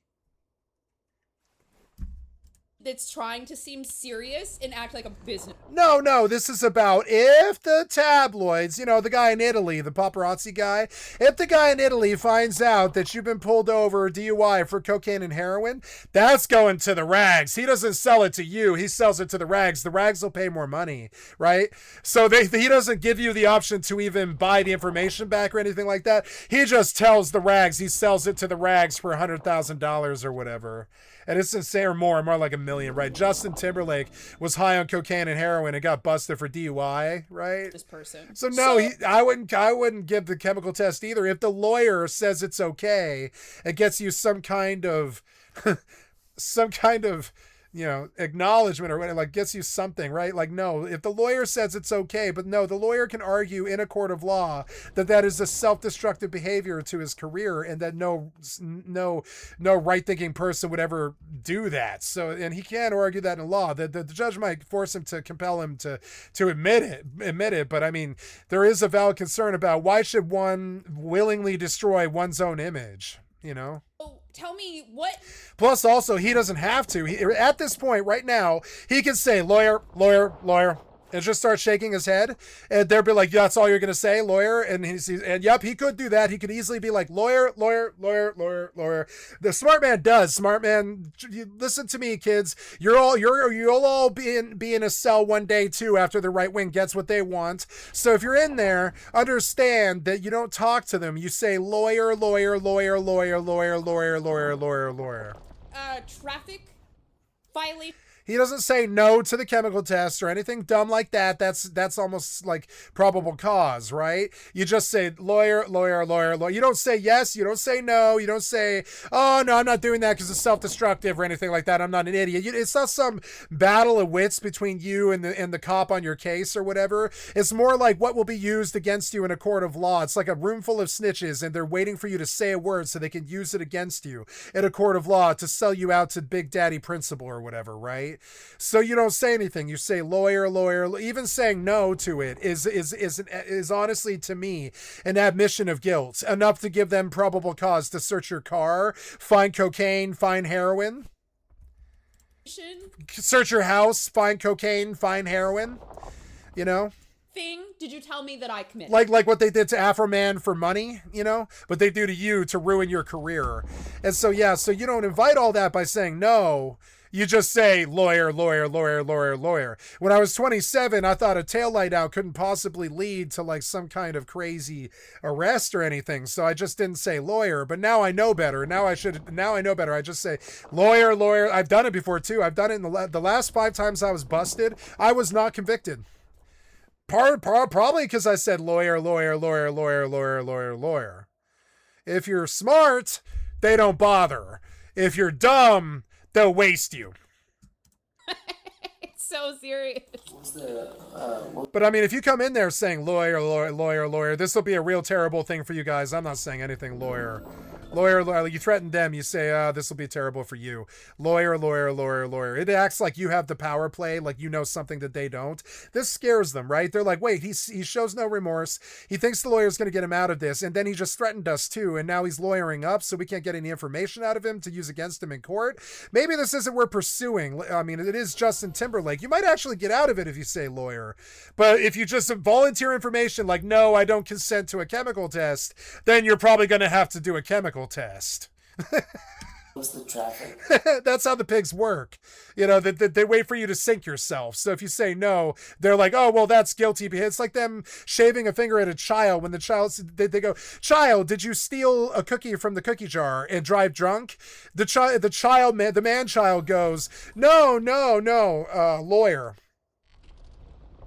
But I mean, even no is too much information. It's like, oh, daddy starts shaving his finger. It's like, the way you're acting, you seem guilty. You keep saying no. What's better is to say, prove it. Or lawyer. What's better to say is lawyer, prove it. Prove I'm drunk right now without the chemical test. Did you breathalyzer me? Violation I missed. I observed you. But see, way better than any of those questions. You might think that you could fence with the cops like that, but I'm actually just making jokes. If you say any of those things, you will be sunk. You have to say, lawyer, lawyer, lawyer. They ask you, what's your name? Lawyer. I need to know if the lawyer even is okay with me saying that. You could say that. You could be like, you could say, the one thing there's 2 things you can say. You can say lawyer, and I'm concerned that I need to consult with a lawyer before I even answer that. Right? And those are 2 things they understand. They don't want you to sink yourself. They just use it to sink people, right? But they don't actually want you to sink yourself. They don't want you to incriminate yourself. That makes their jobs in the courts harder and stuff. They want to sink you on something that they've got you for. They don't want hearsay. So if you don't give them a reason, like, honestly, I don't like that question of, can we test you for chemicals, right? I would say lawyer at that point. I actually considered doing it recently when they were going to kick me out of the mental health facility for possession of alcohol. I was like, but I'm 43 and I'm autonomous and my charges weren't for alcohol and I'm not facing alcohol charges. I've never had a problem with DUI or anything with alcohol ever. I've never had an alcohol related charge in my entire life. What basis do you have to say that I can't drink 3 days before I leave the mental health facility? That's autonomy. It's like, I'm not in the facility for longer than another couple of days. What do you care if I don't have bad alcoholic history or whatever? What do you care if I drink? I realize it's a rehab facility, but I'm leaving in 3 days. And they kick me out. They kicked me out over that. They're like, we're going to cut you a day short. And I was like, okay, that's fine. And, you know, I would do that too. You know, I'm so sorry. I have autonomy. I've never had a problem with alcohol. I've never pulled a DUI in my life. I've never faced alcohol charges of any way. I know that you deal with idiots from the lower class all the time that catch drug and alcohol charges at the same time. I've never been that idiot. I've never been caught like that. I'm not, you know. So I've been caught for drugs, but I've never been caught for drunk driving or anything like that. I've never been caught like drunk beating my wife or any stupid shit like that. I don't have to report to some probation officer about my alcohol problems or blow breathalyzers when I try to drive or anything like that. I've never had alcohol charges. And that's what I said to the nurse when she was like, you know, they're probably going to kick you out over this. And I was like, why? I'm leaving in 3 days, and I've never had an alcohol charge or any concern over alcohol in my entire life. And that's weird. It's like, yes, your fear about the fact that often drug addictions coincide with alcohol problems, that I'm that same thing, but I'm not that same thing. I'm still not that same thing. I'm not. I don't drink every day. I've never drank every day. You know? So that would interrupt my video games way too much. What I do every day is probably video games, you know? If I'm not doing that, I'm working. So it's just sort of like, I don't, and like it's weird. It's like, it does have a lot to do with autonomy. That question about, can we chemically test you? What that actually is, what that question is, what they're asking you is we suspect you might be really drunk and high. We would like to confirm it so we can sink you in a court of law. What do you say? You don't say yes. You don't say no. You say lawyer. You say lawyer. I don't know. Lawyer is what you say. You say, I don't know, lawyer. I don't know, lawyer. I've done it several times. Just so I know for the future. The last assault charge they tried to push, I was like, I did not harm this lady. I don't know, lawyer. And they were like, really? You're not going to make a statement? I was like, I did not harm this lady. I don't know, lawyer. And that's what I did say. I was out. The charge was dropped a day later. I observed you found the police. They liked it too. I said, I was very matter of fact. I was like, I did not harm this lady. There's no bruises or any marks on her body whatsoever. I did not harm this lady in any way or form. I did not lay hands on her. My hands did not touch her body. Lawyer. That's what I said. I made the claim, which was true. Like, you know, if you're in DUI, you probably shouldn't say anything at all. But I was being falsely accused. So I said, I made my claim, which was that I have not laid hands on this woman in any way or form. And no, I'm not guilty of assault. Lawyer. Stop at the stop sign. I was out in 2 days. They dropped that charge, you know, because it was true. It was a false charge, you know. And then while you were driving, you failed to keep right. They could look at her. She was there. She was high as a kite, but she was there. There were no bruises on her. She fell on her butt. They could have checked that. There was no bruises on her. I did not harm that girl. On numerous occasions. Fucking like, and she tried to file an assault charge just to get me out of the house so she could live there while she was homeless without me having to like tell her to leave or anything like that. She wanted control of this house that our friend was living in. So she used me bumping her out the door with my big beer belly as assault. And I was like, but no, the owner has commanded me to tell you to leave, and he can't be here right now. He's